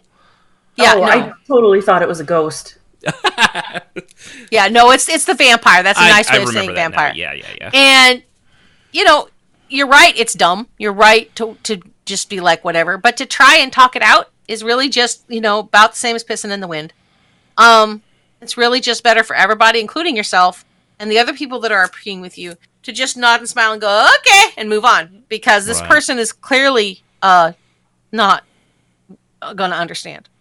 Especially since he tried to explain the process and they wouldn't listen. At that point, it's just like, okie dokie. Yeah, you just got to move on. But yeah, Yep. in the vampire thing, that one's a tough one because it's a case by case basis. Some people do that; they take the vampire strain in ESO, or in EQ2, they did the Free Bloods, Freebird. Yeah, the Free Bloods. They Oh, were God, all, that made me so They were all Freebirds. Freebirds. Freebird! They were long-winded, and it just kind of rambled on, but it really kind of picked up towards the middle. But a lot of the ones that do that, they really do tend to kind of use that on purpose, and they really want it to be known. And then there's others that do it and they don't. So it's really hard. It makes it difficult to parse out which Well, is it's which. like the person that would play the Free Blood in EQ2 that was, 2,000 years old. First Right. of all, vampires haven't been around that long. Second of all, no. The Free bad, Bloods, bad vampire. the Beat with Free paper. Bloods had been around even less than that. Yeah. They've been around 20 years. There was Yeah. no Free Blood that could be older than 20 years old. So, Yeah. but what do? they would go, like the people that would claim to be, because there was one half vampire in the game. One. Oh, no. That meant it was possible, therefore we had hundreds of them. Mm-hmm. Icily. It made me crazy. But is it worth... Who was the half vampire? Huh? Who was the half vampire? God, I can't remember Take what your his pick, name was. man. They were endless. I mean, there was only one in character. Yeah, the lore ones. In-game. Lore-based. There was one Damphir, and they were in Damphir, that was it, yeah. There was one in EQ1, there was one in EQ2, and that was it. That's it. And according to lore, it was one of those damn it happened, no idea how kind of a things. But the moment they did that, everybody I see was a half vampire that wanted to be. And then they made the Free Bloods, which were basically half vampires. Pretty much, yeah. And they're weird. It was just like, I mean, you guys don't know that are listening, but both Ashen and Ren got to listen to me beat my head literally on the desk when they told us they were going to do this and there were people in my guild who were like, I don't understand why you're so upset. I said, we're going to have hundreds of them. I think I remember relishing getting to tell you that, actually. I'm not always... You told me, and I was like, please be kidding. I knew what it was going to do to you, but since it was going to happen regardless, I figured... let's have fun with it. Let's watch have a nervous breakdown. It'll be entertaining. Yeah. It was fun in the end, and we got to the point where we could handle it, and we had a couple in there that followed the lore and were like 18 years old or whatever. I'm fine with that. We really didn't have as many as... I'll be honest, we did not have near as many as I thought would. We had a lot that just never made it into the guild because they didn't pass. Remember, we had a pretty stringent... But then after a while, even like those that played them, like played them as characters, it really didn't take off the way I thought it would. I think it's because a lot of people didn't find it as fun to look like a vampire as it did to play one. Yeah, well, and the aesthetic was not great. They were ugly as hell. They were ugly. So, and everybody likes to be pretty in character, so it kind of worked against it. Yeah. So, Speaking of, I actually have a question about ESO and those vampires. I know that I didn't actually do the quest, so I don't know like the total mechanics or whatever, but from what I gather, what you guys said, they go through a physical change, and I've seen some of the guys in the guild, like on Tavern Night, come in and they're all like red and gross looking and whatever. They're pale and emaciated. They have red-ish eyes. Yeah, you can see their veins on their face and stuff. And there's but isn't there a toggle in the options to turn that off? No, there is not. Not on ESO. There should be, because there's lots of within the quest line when you do it. They can look almost normal, particularly if they're good at that. Well, yeah. And there are also strains that allow them to look just like normal. But they made it so that you couldn't toggle it off, which I felt was wrong. Well, they've got them in some of the other, the little girl from the Brotherhood in Skyrim that's super, super duper creepy because she's like 300 years old, but she's kind of like that chick from Interview with a Vampire. Yeah. Oh, yes. She was super creepy, but she looked like it. The ones from Cyrodiil, they can actually, they pass for human. There's over 100 strands of vampirism in the Elder Scrolls lore, so... The more you feed in the other Elder Scrolls games, the more normal you look. Mm-hmm. It's when you don't feed, you start looking like Count Dracula. Yeah, which is why when I had, I appreciated Taedrinner. When I wanted to make the Draxilus, the vampire character, he gave me the bite that you can do like once a week, and I really appreciated it. And then I realized you can't toggle that off. And even when you're well fed, it's still, you're super pale, your eyes are a little bloodshot. The only way you can toggle it off is if you wear a costume that you can't die. Yeah, it has to be like a physical, like skin. The physical costume, like you get in game, not you buy. Even the. Oh, I see what you're saying. Yeah, I never tried one of those because there's only I use that on my vampire, and I found one that is tolerable. That doesn't look god awful, and so I use that when I roleplay her so that she looks normal. Yeah. But that's the only way to do it. You have to use a costume that you get in game for one of the mini quests that are available. Or something, yeah. And then that will hide your vampirism, but that is the only way, and I think that's just grossly unfair. So Yeah, because that's why I ended up, as much as I appreciated him doing it, I was like, a week later, I'm like, okay, because people had already made several comments about this, how pale they were clearly hinting that they already knew he was a vampire, and that was not the point, so I undid it, because they couldn't not mix. And I don't really, to be honest with you, I don't hold it against them, because I find myself doing the damn same thing, because you almost can't help but you can't know help it it. when You can see that they're a vampire, and that's the thing that I said, is that's why when I'm role-playing as Ciel, for example, and there's a vampire there, I never assume it's a vampire, ever. Yeah. It's just easier to just tell yourself, it doesn't matter if you can tell. Yeah, but even when, like you say that, but at the same time, OOC, they're a vampire. Right. It's and it's hard, really especially hard. for someone that probably struggles with the OOC-IC boundary to begin with. Having that happen is really annoying. Mm-hmm.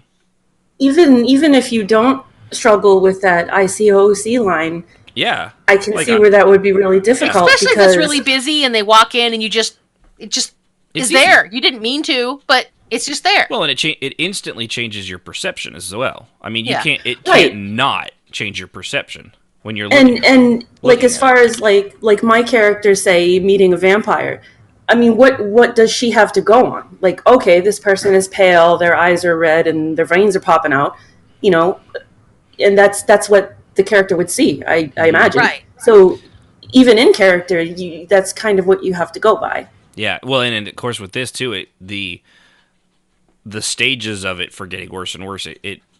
You have to go through drinking people, which is its own mechanic on NPCs. But if you as you kill things and stuff like that, there's 3 or 4 stages, and it gets really. It's almost like the first one. You can kind of they're super pale, a little bit of blood. They look like they've been in Colorado for a couple weeks or something like that. It's not too bad. But then after or that, lived in my house, right? But after that, man, it's impossible not to notice, because it's so, like, the skin gets dark and cracks, and it starts to, it's impossible not to notice, and it's really hard to, even as long as we've been doing it, I have a hard time just blanking it out and trying not to pay I've made that mistake. Just assumed I knew. Yeah, because I meet so many people in the tavern, it's hard to forget which ones are which. And I've made who you do mistake. know and who you don't. Yeah, it's super easy, and it's easy to do. So I put that solely on the shoulders of ESO, because they really should have made it like in Tor. You could show your dark Sith side corruption, yes, or you could choose not to. Mm-hmm. Oh, that must have been what I was thinking of. Yeah. You could choose to show it if you wanted to, and my character IC Lee could disguise herself, so I just never had it on. Mm-hmm. But I had another guy that never disguised it, and because he didn't believe that his character would, and that was cool. They gave us that option. Yeah, but ESO doesn't do that, and I think that's really Darth cheap Maul and stupid, as far as I'm concerned. Yeah. Sorry, I'm the shift. Well, they didn't really make it for roleplay. They didn't want and they never do. Hey, but a lot of people don't like the way it looks, but they like the buff that they get. There's a lot of people line. They like the skill line, but they don't like the look, and so they choose to just avoid it because they hate everybody. Whether you're a role player or not, people play this game, play MMOs in general, because they're an RPG. Options if you don't like the way your character bad. looks, you're not going to want to play it, and it's just stupid that you can't toggle it off. It's even a non-role players, or I mean, look at what's his face, Cav do it. He's a big streamer, does a lot of stuff on YouTube. He's a funny ass guy. His character always looks, he's not a role player. His character's always dressed to impress. He's always looking badass in some really cool looking armor, the hard to get stuff and things like that. Yeah, I mean, there's some folks that do like it. I mean, it's a crapshoot, to be honest. My husband doesn't really roleplay, but he's still role playing in his head when he's playing his game. Even though he doesn't really interact with anybody, he's still a role player. He still makes his character look good, even if he doesn't actually role play it out. Right. So there's lots good of old people like Tentrolls. Tentrolls. Yep. All right, so here we'll go with this one was given anonymously, so I'm not going to give Strafe's name out. Hey, man, we agreed. I mean, all right, whatever. Go ahead and read. Something here about a box of dildos. I don't know what he was on about, but hey, that wasn't me, bro. Oh, okay. No, this one was given anonymously, so we'll keep that. And they say, so it was drawn out like that. I once had this annoying guild member whose character was a dick. There's no problem with that. They always said, I swear my character is more complicated than that. When in basically every single scenario their character was involved, they constantly pushed back to the point that my character just decided to only talk to them for as long as they needed to. Then Oosili, blah, blah, blah. I always tongue tie on that. Then Oosili, oof, they are like, try harder. Why would my character bloody try to talk to you after your character has clearly shown that they aren't worth the time and effort? To top it all off, they always tried to single-handedly win any DM'd events I ran. There's a vast difference, and this is what I put, there's a vast difference in someone playing a dick character and someone that is using that as an excuse to be a dick. I have so much to say about this. So yes. Oh my god. The floor is everyone's. Yeah. Somebody go first before I take up 10 minutes. Strafe, I heard you chuckle. Sib, Uni, anybody? No, I was just going to say that's one of my pet peeves too. It's another one of those show don't tell moments. Like, for example, Shard. The character Shard. Oh, she was awesome. Very difficult. Oh, incredibly difficult. Yeah, but she never once said, at least not to me anyway, she never once said, oh, try harder. It was all done through role play, and I mean, out of character, she, speaking to her Oosili, she's a super sweet girl. Sweet girl, yeah. And she never once, in all the years I knew her, she never complained to me, people don't like my character, and I don't know why. No. She knew exactly what she was doing. She was like, I know they don't like her. well. She's difficult. I play other characters when I want people to like me. Mm-hmm. She played her character well. And I loved Shard because she was so multidimensional that, yeah, she was a dick. But at the same time, if you got to know her like Vaka did, they became friends. Mm-hmm. So that's different. It was somebody that had turned into an introvert and was forced because of what she did and just to have to live in the world to deal with other people to survive. But she had backstory and reasons, and valid ones, not just my parents were killed by a horse stampede and therefore now I hate all horses kind of a thing. Yeah. It was, she had a lot of it was a shit life with one bad event after the other, as typically happens with really shit lives that turn people away from being able to trust other people. But no matter how hard, like my character Xanis always tried to get to her, eventually he did get there, but it was hard. And But sometimes she'd still just be a dick. Mm-hmm. And then she'd have a bad night. Yeah. The character would have a bad night. She character. Wouldn't. Oh, Sealy, she was the sweetest person. But Sealy, Shard was fun. I loved Shard. Yeah. And Vaka was a lot like that, too, in the sense that Vaka had a very good reason for being the person that she was. Yeah. So. I took a lot of time and effort to create that character, but she was a bitch. You had to do that, though. If you're gonna play that kind of character, you need to put in the backstory. You need to put in the reasons why. Otherwise, you're just being a douche to be a douche, right? Right. And you need to play the long game, so to speak. Like, yeah. Vaka, you never once said, again, in my experience, you've never once said, well, try. No. It was just this story unfolded. Boy, your character is a real bitch. I know, man. Sometimes it sucks. Yeah. And even telling people like, hey, I'm even having them tell you, hey, I'm sorry, my character's being difficult. It's not personal. Trust me. You got to do that, yeah. But saying, I would touch base and say, look, this is her, not me. And but really telling sorry, them, I swear, Mike, I love that. Sorry, I swear my character's more complicated than that. You just need to try harder. Yeah, that's fail because of what and at the same time, like with Shard, I both me and Xanis, I actually wanted to try harder. I didn't need to be told to try harder. No, Vaka wanted her. Yeah. I wanted to know more. They disliked each other, and they eventually became. They respected each other, and from that, friendship came. Mm-hmm. But it took a long time. But then that's what happens when you show, don't tell. Yeah, and exactly. I keep repeating that, but that's what my writing professor banged into our heads. Yep. Mm-hmm.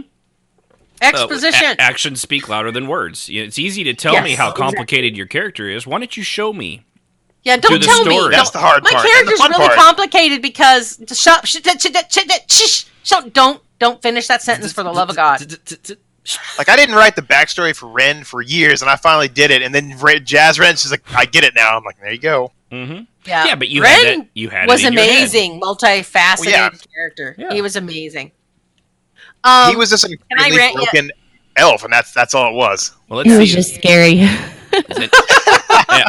Real quick too, if anybody does still they want to call in, RPMMORadio.com/Discord, you are welcome to. We do take calls no matter what and no matter when on the show, except at the intro when I'm introducing it. Rahanar's here. I think he has something to say. Yeah, this actually has to go with the show don't tell thing. Mm-hmm.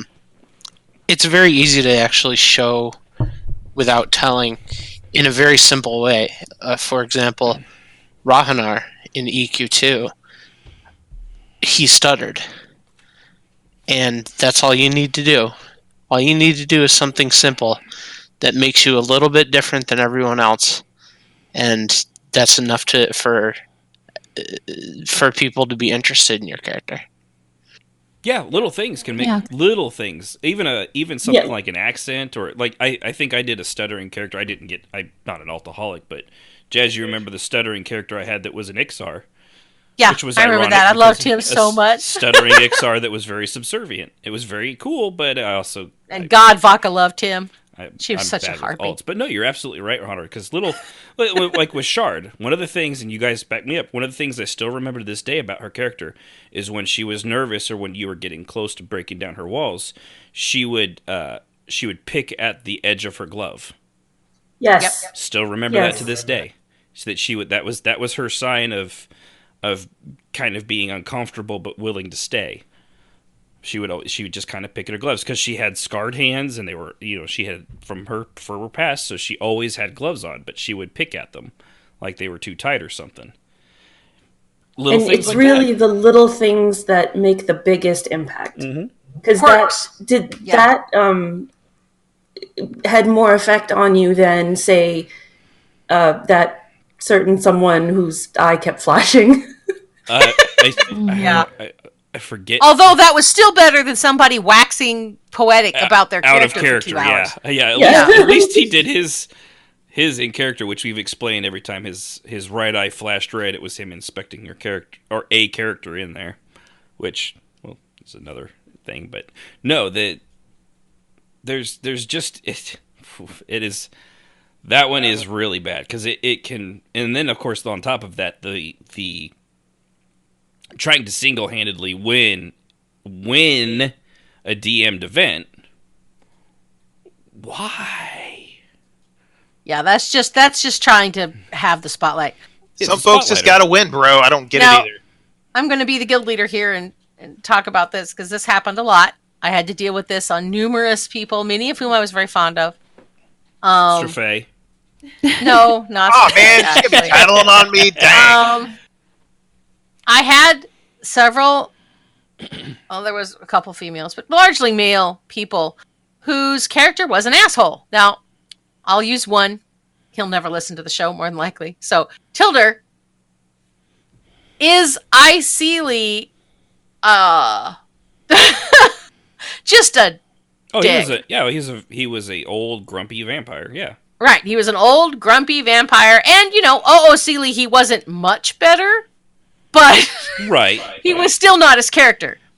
But he had found reasons. him oddly refreshing. I'm just going to say. Yes, he was blunt and he was pointed, and him and Vodka had a very dark, long history together. And most people knew that without us ever telling them that, because they figured just by listening to some of the things that they said and how old they were and how far back they go, and they would talk about Neriac before it fell, so you knew they were obviously at least that old. But he was a complete and utter twat waffle in character. Mm-hmm. Absolutely awful and terrifying. He played this incredibly dark character. And he had no problem being hated.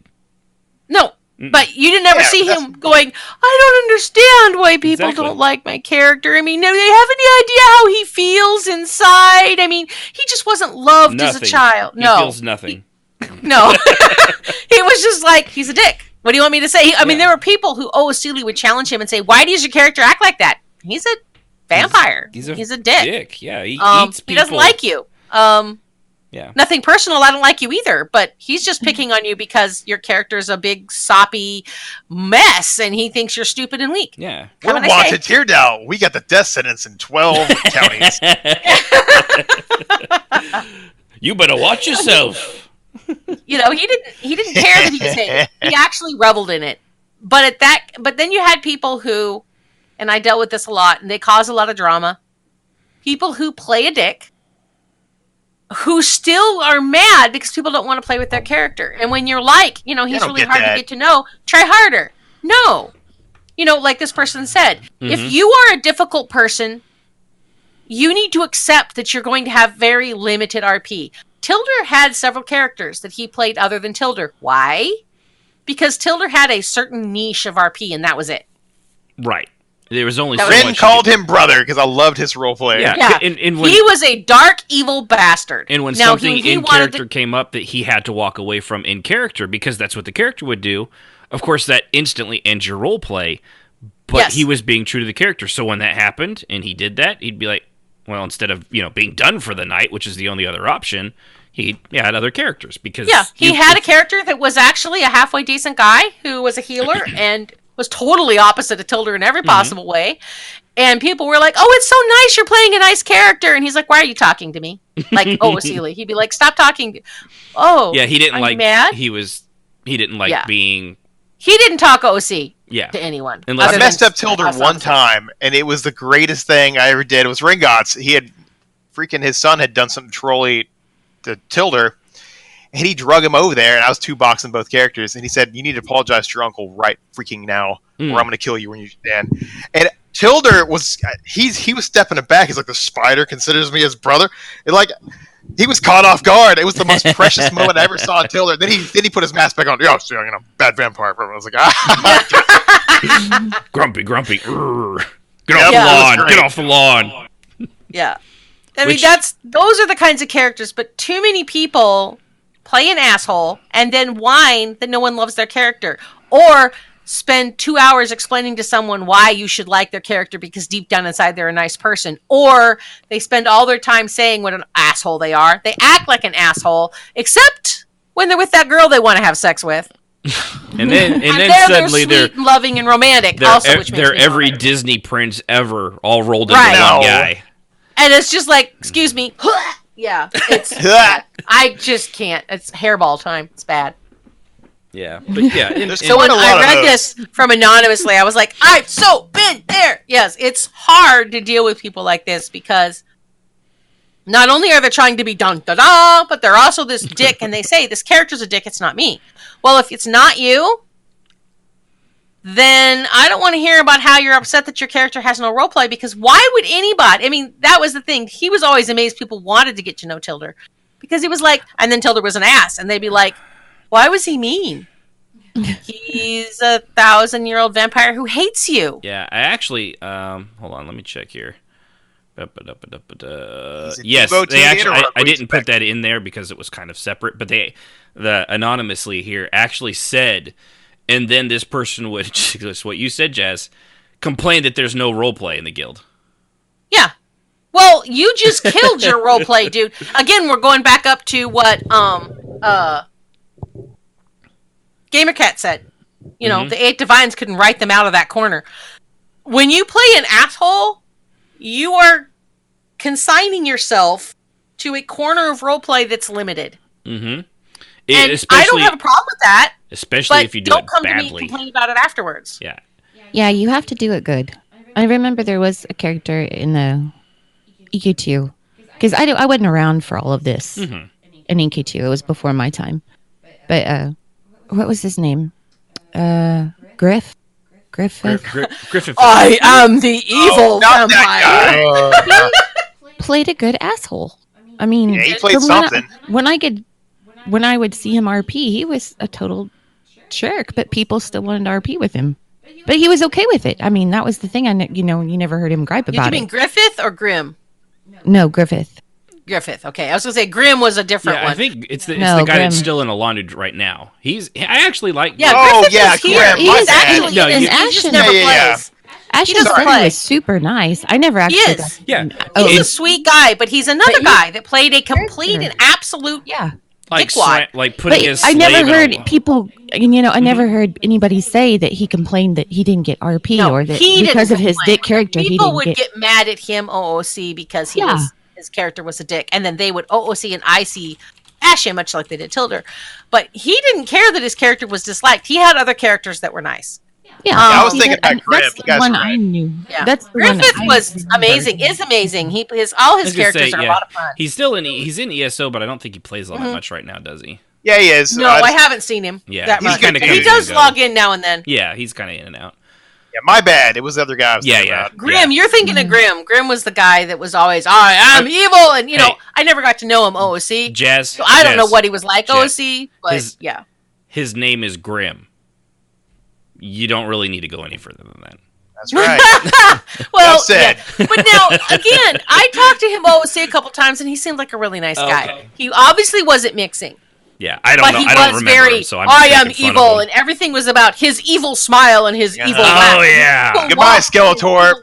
Yeah. I cackle evilly. But he did seem like a perfectly nice guy, OOC, and didn't seem to care that people didn't like his character. So again, I didn't have a problem with him other than his character was very cookie cutter, I am evil, wax poetic about how evil I am kind of a thing. That was just a pet peeve of mine, but he didn't do anything wrong per se. It was hard to take sometimes. Yeah, I love that we just had to add the term assholes fucking idiot in the chat. Yeah, Insomniac had said, I admittedly don't play full on assholes, just sassy folks that will put someone down if they're being a fucking idiot. Yes. Sassy. And honestly, I'll be honest, that's usually fair. Yeah. Speaking of assholes, fucking idiot, I'm going to go back to my hole. Just Yeah. remember, you can call in, and I will be there That's to right. screen your calls. Indigo, we're looking at you since you've asked. Just come on in, man. Don't try to time it. We'll time it for you. Just go in there and we'll bring you on. Want to add one? Go ahead. When your character and another character in game have issues, they don't agree on anything, or they don't get along, and you do try to avoid them, and they go to the guild leader and say, I don't think this person likes me out of character. When that person doesn't give two shits about you out of character. Until that it's moment. all in character. Yeah, until that. Now I do. When But the yeah, guild leader no. approaches you afterwards and goes, do you have a problem with this person? And I'm like, I don't even give a shit about that person. Why would I? No, I do have a problem with them now, though. They're Yeah. assholes. Yeah. No, as a guild leader, I had to deal with that a lot. And in the beginning, I used to go and try to mediate. Within the first couple of years, I got done with that and said, you know what? Yeah. Yet. That's on you. You cannot do this, Jazz. Soviet Silver Circle. You can only go so far with these clown shoes. A Nubian. Nobody has Nubian. All right. I got lots of junk in. Yeah. All right. So with that, let's go ahead and go to our call line. Well, the mastermind behind the episode, IndigoJulze, is here. How's it going, Indigo? Welcome, Indigo. Hi. It's an Indigo. Yes. Woo! Do you want a dubious clap? No. Yeah, just as long as it's not a Wendigo, then we're good. Ow. It's awful. Dubious clap. My goodness, it's terrifying every time I hear it.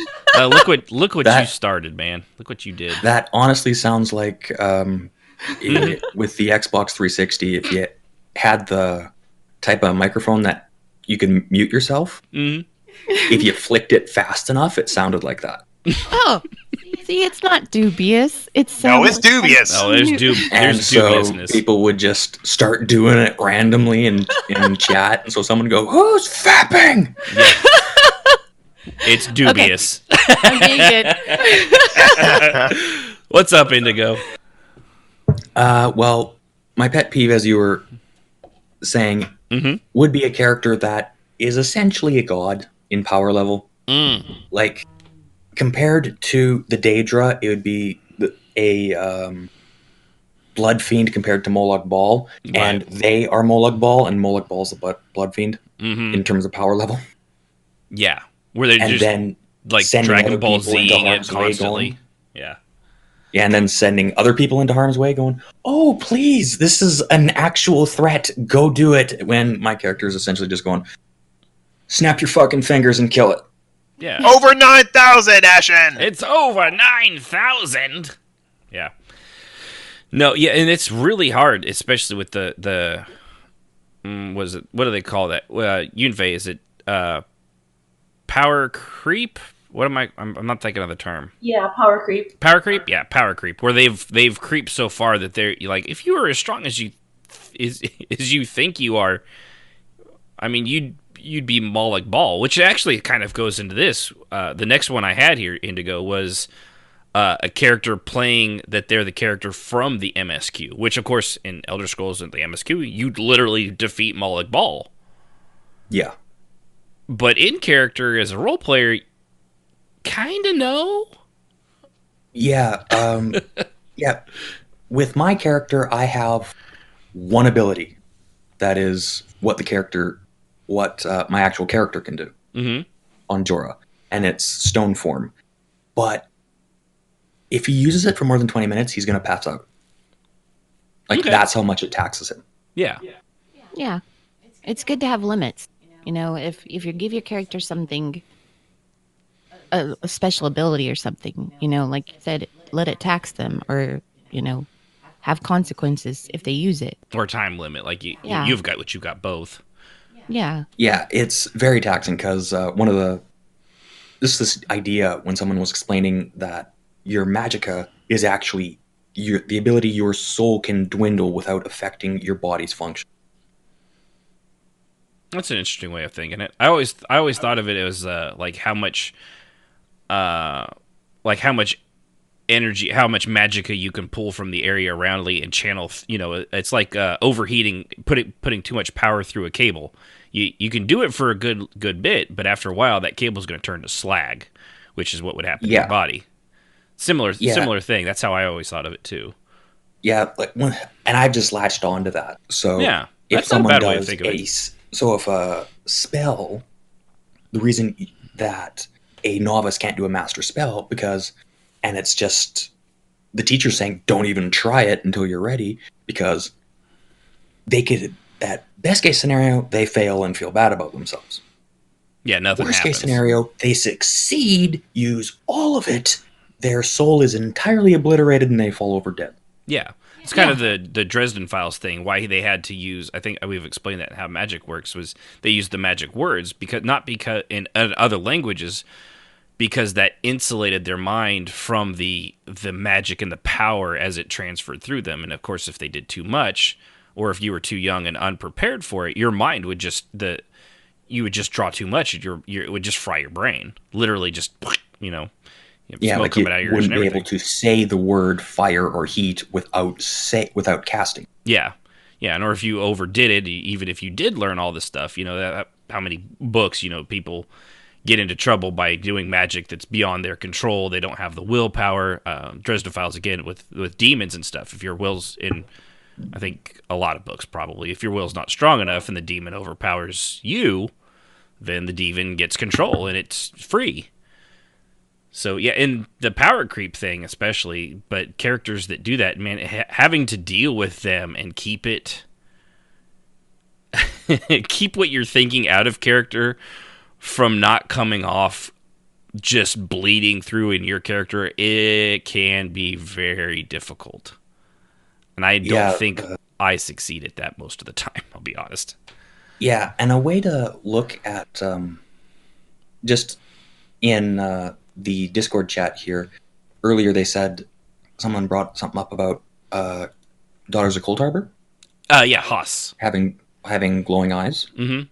One of the things that I've just put together from looking at the lore is every time a Daughter of Cold Harbor is created in different stages.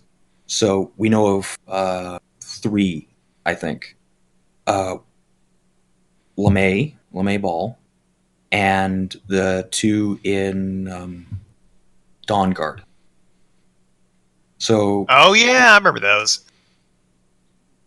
Yeah, it's gonna be more for you lore nerds out there because I don't know them that well. So those are. Oh yeah, there's other ones. So my theory is every time a new Daughter of Cold Harbor is created, a new strain of vampirism is created for it. Yeah. So the Harkin strain is the Serana strain, and then the LeMay strain would be, if not the oldest, one of the oldest bloodline. Yeah, and then on top of that, then there's the other ones, the high vampires, the ones that literally made a deal with Ball. You know, I forget, one of them was it like kill 1,000 people or something like that, and he would turn him into a full high vampire of his own. There's all sort, you know, that's kind of the cool thing about the Elder Scrolls lore is there's more than one way and more than one. I mean, when I was looking into it, I saw there were 100 strains of vampirism. I was like, well, shit, that'd be good to know. I had no idea until I looked into it. Yeah, just in the 12th area, vampirism is going to be like the cold. You get a vaccine for one, next year there's a new one. Mm-hmm. Yeah, it really is. Yeah, and in the forest, the farther you get away, or isolated thing over here is left all by itself, and it mutates over a period of 100 years, and then they, like cutting down a tree in the rainforest, and the Andromeda strain is released or something like that. Yeah, and it's in staying with the topic that you came up with. When you see that stuff, it really is. It's keeping that out of your character from just calling them out on like, yeah, maybe you're not going the jazz route and not being like, yeah, I'm pretty sure you're just a crazy person that thinks they're as powerful as Moloch Ball. Yeah, that's essentially what my that's what you kind of had to do, right? Yeah, it's a coping mechanism, because if he actually realized how low he was on the totem pole in terms of his abilities, he would not hang out. Yeah. But it works. I mean, it's a good example. And I do appreciate you coming up with this. I thought it was, when you mentioned it, I was like, I like that one. We're gonna do that. Yeah. And the second one is actually what happened fairly recently, which was someone has something going on in real life that makes them moody, and so they're out of character being moody, and that's affecting everyone in the group, and that's sleeping into roleplay. Yes, I totally agree with that. So it's not. Go ahead, Siv. If you're in a bad mood, it's better to just not join in. Yeah. Go do something else. Go play Apex Legends. That's my role. No matter how good you think you're doing, it will affect your roleplay. Yeah, it will. Well, and even what I actually, I don't know if this is how you meant it, but I think maybe you did. But not just in the fact that you had a bad day, your boss chewed your ass out, so that when you're in character, you're being a dick as your character as well. But even if you're not role playing and you've had a real shitty day, and like it's one thing, we're friends in the guild and stuff, and people complain about their day and talk about it and this or that. That's one thing. I have no problem being sympathetic to having somebody having a bad day. I think, what was it? Coyote sharing the fact that a pallet of roofing tar, came in on the back of the truck. Several of those buckets of roofing tar had busted open when the things fell over and had leaked all over the back of that truck. And as he said, if this had happened at a house or a job site, they would have had to call a hazmat team to clean it up. But no, he's out there with a scraper and a mop. So, he had a bad day. But if you have that, and then on top of that, you're not even if you're role-playing, you're just OOC being constantly negative and bashing on everything everybody says, either in character or out of character. That really does, it not just your group, but that could really affect a Discord chat or a guild chat if someone is just pounding that negativity. And that shit does spread. It spreads like wildfire. Oh, yes, it does. Yep. And that's why, with my brother and the funeral and everything, I didn't really come into game until after the funeral. I just did other things. I felt like my patience would be too short, and I would not handle some idiot, and there would be an idiot. We all know there would be. So it's just better that I just not even come around. And that's totally okay. It's okay to say, to step back and say, hey guys, I need a day off. I need a week off. You know, give me some time. Yeah. And that's why why I let everybody know I wouldn't be in for a while because I just needed to process it and I needed to stay away. We hadn't said anything on the show, but on behalf of everyone here, you know how sorry we are for your brother. I know, and thank you. My brother died. For those that right, that's what we're hitting at it. We may as well come out and say it. My brother died suddenly. He's younger than me. Yeah, he didn't take care of his diabetes. And take care of your diabetes, people. Essentially, so it was a shock for the family. We were all kind of shocked because it wasn't something any of us expected. So it was a little hard to process. And a week and a half ago, before that, my aunt died suddenly. So it's been a stellar month, and I'm glad February's over. But, and she knows herself well enough to know I just stay back away. off. Yeah, just stay away. It'll take care of itself for a couple weeks and no big deal. So I wrote in my book and I watched a lot of Cold Squad and just kind of chilled. Cold Squad tonight at 5. You guys are bringing up shit I've never heard of. You're talking about Star I haven't Command, either. your Space Invaders, and then now you're talking Star about Control, bro. Star Control. Right, Space Invaders. Cold Squad is a Canadian show. I highly recommend it. It's a lot of fun. Yeah, that would be why I've never. It's essentially Cold Case Files. Yes, but Cold Squad came first. Not that she's going to be contentious about it, Indigo. I'm Canadian, so I'll just be the translator. Eh? I detected a hint of Ericus in his voice. I'm almost Canadian. My mom was born in Canada. Does that count? Sure. I don't know. Did you like the show? Because it was really good. I'm watching the last 5 shows, so. Can I be an honorary Canadian? She does. I will say this, Indigo, on Yunfei's behalf. She is a maple syrup snob. Oh boy, yes. Yes, and That was Ron yelling from the background. Yeah, we like poutine. And poutine. Which, by the way, what was it I called that? Oh, yeah, poutine is just Canadian nachos. Essentially. Yes. So, but a little bit more soggy. Yeah, I think that would make worse for you. I think Mexicans would call nachos Canadian Mexican poutine. I got nothing, man. About that. I can't go with that, but I don't know. I'll just let that go. Hey, the only thing separating the two from getting along, America. The only thing separating the Nords and the Argonians from getting along. Yeah, that's right. The Imperials. Ha ha! We have the best haircuts. Oh wow, you're not wrong. I knew you would like that.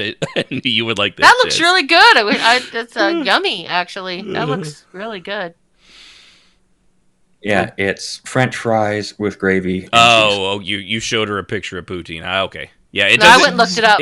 Google is a wonderful thing. So good.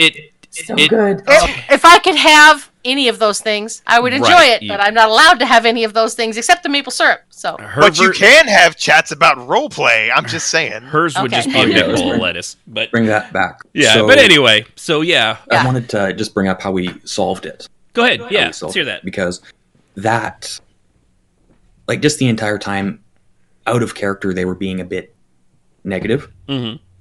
And so that was leaking into roleplay, and so one character was, in my mind, being overly a stick in the mud. Breton, whatever. Yeah. And my character was being a bit too aggressive when it was essentially rescue the princess mission. And the entire roleplay was just a test on our new role system. Oh, okay, yeah. And so it wasn't really big importance. It was, okay, Breton house, blah, blah, blah, forced marriage, go save her.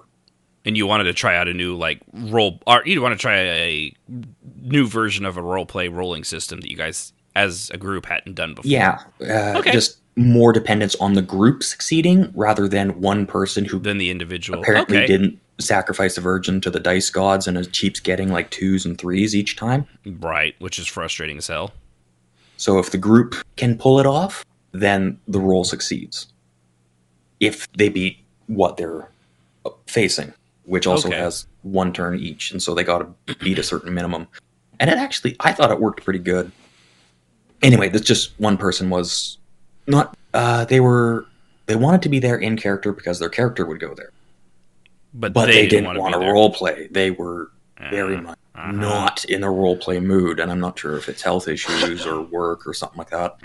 But they were just not happy. And they actually logged off for a bit to eat, and they felt better and logged back on after we'd gone a bit, and they were essentially just wanted to stay in the background, and so that was fine. Be Overwatch, whatever. Right. And so at the end of it, when we're getting out, they went, oh my god, I hate repeating myself, and just went on this tangent on Pretty Boy Breton. And we essentially had to just call it there. We're done. And so I realized that Pretty Boy Breton and I had been really growling at each other the entire time. Right. Specifically when we got to the noble lady we were supposed to be rescuing. Jorah was way too aggressive. And he was way too protective. It was our frustration at the negativity coming out and wanting to have our way. Yeah, it was affecting your role play because you had been doing it the whole time.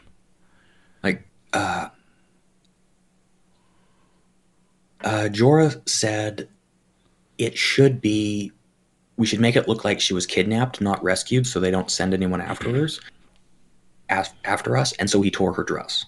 Uh-huh. And he's an Argonian. How do you think a highborn Breton reacted to that? Right. She said, "Get away from me, you brutish rapist." Mm-hmm. Oh. And his reaction to that was, "It's a long trip. Don't give me ideas." Yeah. Yeah. And he would never say that. Right. But it probably, you had typed it out and slapped enter before you'd really stop to think. Yes. Yeah. Yeah, and it happens. I mean, at least you're self-aware enough to admit it. That's good. Yeah. And so 2 days later, we made a Discord group, just the 3 people that were there. And so we decided to retcon it. It happened, but we're going to clean it up so we're not at each other's throats. Right. Yeah. Right. Yeah. So what happened? Yeah, rearrange. Some massive passive-aggressive going on. Right. Yeah. Yeah. And it happens. And so it's easy to happen. Yeah, and so I changed it to right up into the point where Jorah left character and went into me venting is the same. So he's still in trouble for tearing her ancestor silk dress, which I imagine is the silk from an ancestor moth, which would be insanely expensive. Right. But he didn't threaten to rape her, so now he should be at least not typically a good thing. Yeah, for the most part. Yeah, I'd say so. Yeah, that's probably a good retcon. Yeah, and so there's him and Pretty Boy Breton are still, let's just say they're at least on speaking terms. They're on speaking terms, and they're at an understanding. They're no longer. Their friendship is still going to be friends instead of just fuck you, I don't want to talk to you. Right. Yeah. Yeah. And that's a good case too, where a good use of retconning when you realize after the fact, in the moment, it is easy, especially in the moment, to be so invested in what's going on, especially when you're trying a new mechanic system. So you're also slightly distracted, wondering if this thing's going to work the way you had thought it out in your head, and if people will actually enjoy it and still have fun. So you're just slightly distracted, and you miss all the cues of back the fuck off. We shouldn't be doing this the way we're doing it, until after the fact when you make a totally out of character comment. Went, oh yeah, I done fucked up. Yeah, and one of the things that I put a system in place to make sure this doesn't happen, and I completely went through it, and my character doesn't use contractions in verbal speech. Mm-hmm. So it makes me pause and think out how he's going to say it without using a contraction, and that usually keeps me calm. Won't. I just threw that aside, and he was just, how are you? Go. How are you? Go. Beat it. Just all stuff that he wouldn't use.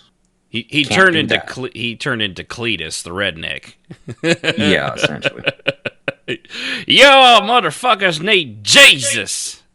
They just, wow, I don't think I'd usually say that, but yeah. More along the lines that he turned into Sarge from Red vs. Blue. Right.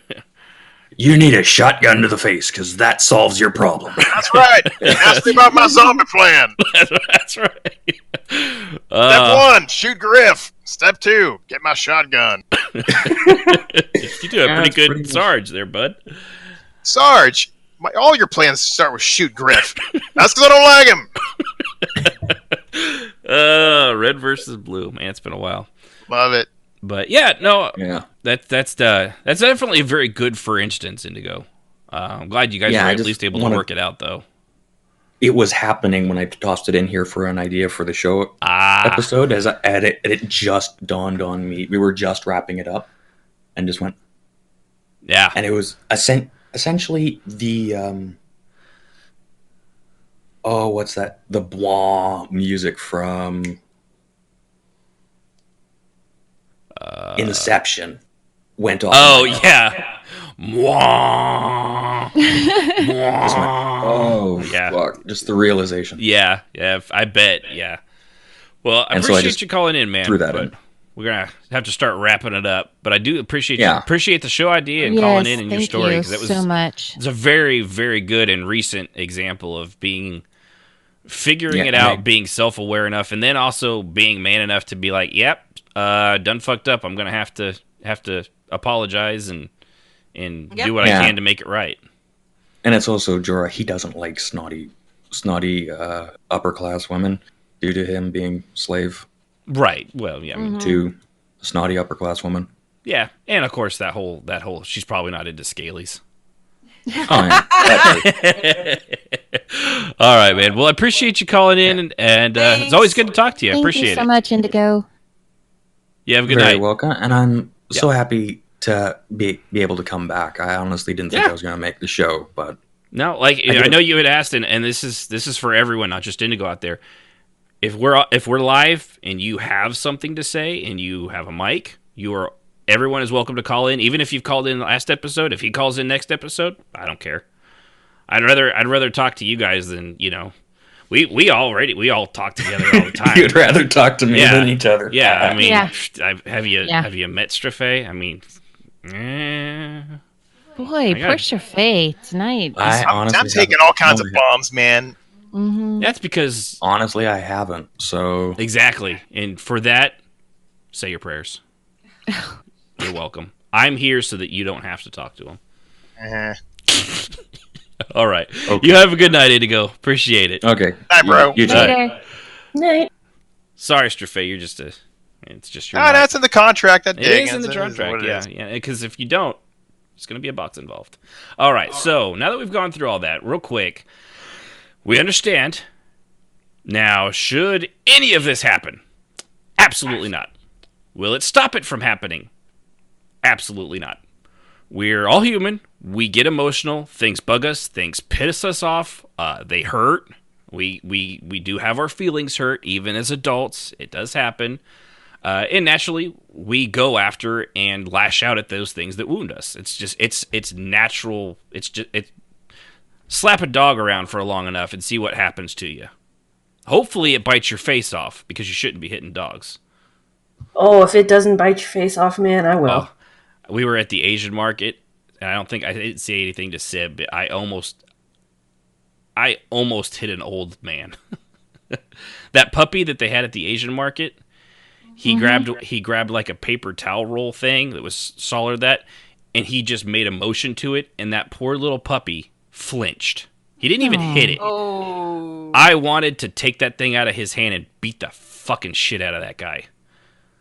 Because that meant he had hit it right, before. Exactly. And well, you know, what am I gonna do? You know, white guy beats old Asian man with puppy towel. You know, it's probably not a good look. And is it gonna stop him from being awful? No.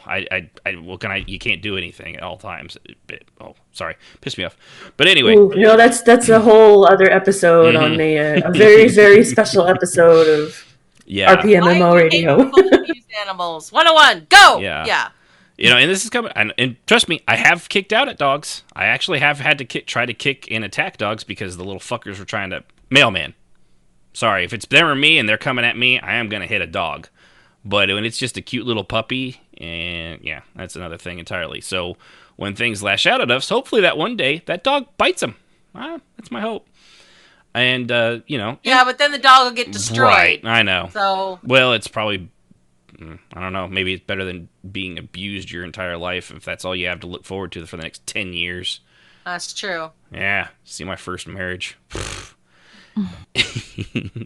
So, you know, when we do, it's just natural. But sometimes, I mean, I'll be honest. I'm on the fence. It's situational, of course. It's not always bad, you know. Feeling that emotional connection that we have to your character and to other characters around you, it's a thing that happens. It's kind of the whole point of roleplay. If you didn't have a connection and enjoy playing that character, why would you bother? I mean, it's like reading a book, you know, going through 7 books of Harry Potter and not giving a shit what happens to Harry at the end.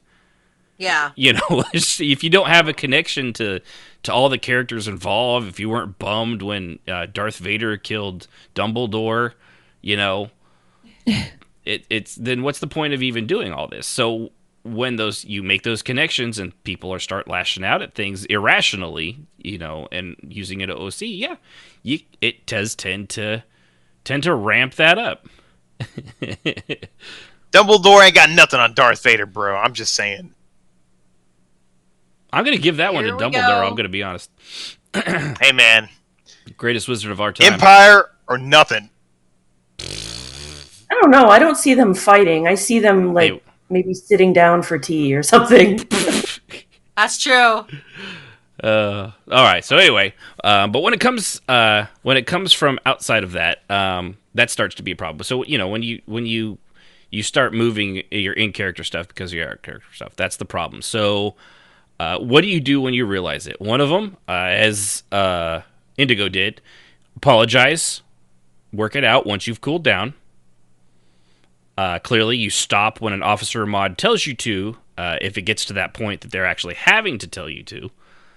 The other one, sort of the Straffe thing, say nothing and let it stand because even after cooling down, you realize the asshole still had it coming. That's true. I mean, let's be honest. We understand. Should this happen? No. Is it going to happen? Yes. And sometimes it can still kind of justified. Mm-hmm. Yeah. Let it go and move on. I've had a few of them. I don't apologize to the guy, and I'm not going to do anything. But then from here on after, I avoid that person as best I can. I might be polite. I might not if they actually interact with me, or if they show up, I'll just give a /nod. But after that, I don't want anything to do with them because it's just not worth the effort. And that's really that's about the only ways you can really handle that stuff. Usually, apologizing once you've cooled down is typically the best one. But sadly, sometimes, at least for some people, if I know for me, if I go off on somebody, it's typically because they had it coming. And I've reached beyond my boiling point. More now than maybe when I was younger, though. When I was younger, could just be because I just thought they were an asshole. I wanted to make sure that they knew that they were an asshole, which made me an asshole too. But I'm comfortable in my assholiness. How about you guys? Are you comfortable? Well, I think we know you are one. Comfortable with your assholiness. Is everyone else in here comfortable with the asshole. No. You? Yes. I'm good, man. Gamer cat agrees. Dumbledore. So you're wrong, Strafay. Vader. Just going back to that. Okay, give two tosses about Harry Potter smoker, but hey, that's just me. He never inhaled. Ridiculous. Those guys look like clowns with a stupid stick. But it's the character development, Strafe. Yeah, Gimli. When we lost Legolas and Gimli, that's character development. I can almost hear like the respect of listeners just going down by notches. Hey, you know, that's cool. That's fine with me. See, I got a story. I had an ex-girlfriend make me read the first book and the second book before she gave me back my kidnapped Mass Effect 2 CD. And I read until she gave it back. She's like, you get a fish? She's like, nope. Why not? I was like, well, it's all right, but I already know what happens in the movies. The books were better. Hey, man. It was entertaining, but it's not my bag. Nah, it's good. It's good. All right. Well, anybody have any final thoughts before we let go? Nope. I think we covered it quite well. I agree. Yeah. Put a nail in that coffin. We can't afford nails. Oh, man. Yeah. Thumbtack. Patreon.com/RPMMORadio. $5 or more, you still get a sticker. We got lots. But no, well, Indigo again, dude. Thanks for the idea. Thanks for calling in. Remember, guys, call in anytime you want. RPMMORadio.com/Discord. I mean, believe it or not, we actually kind of do like talking to you guys. I don't know why, but it's entertaining. It's fun. You never know what's going to come out. So with that, tune in next time when we'll go over halflings and how to make them into the best tasting blood wine around. Thought you'd like that. Next time on RPMMORadio. Play on and keep the roleplay going. The thoughts and opinions of those on RPMMORadio are just that and should not be taken as the gospel truth, but pretty close to it. Music, as always, is provided by Husky by the Geek. Visit him at youtube.com/Husky by the Geek to hear all his great video game rock covers and original music. His latest one being Apex Legends, which was fucking awesome.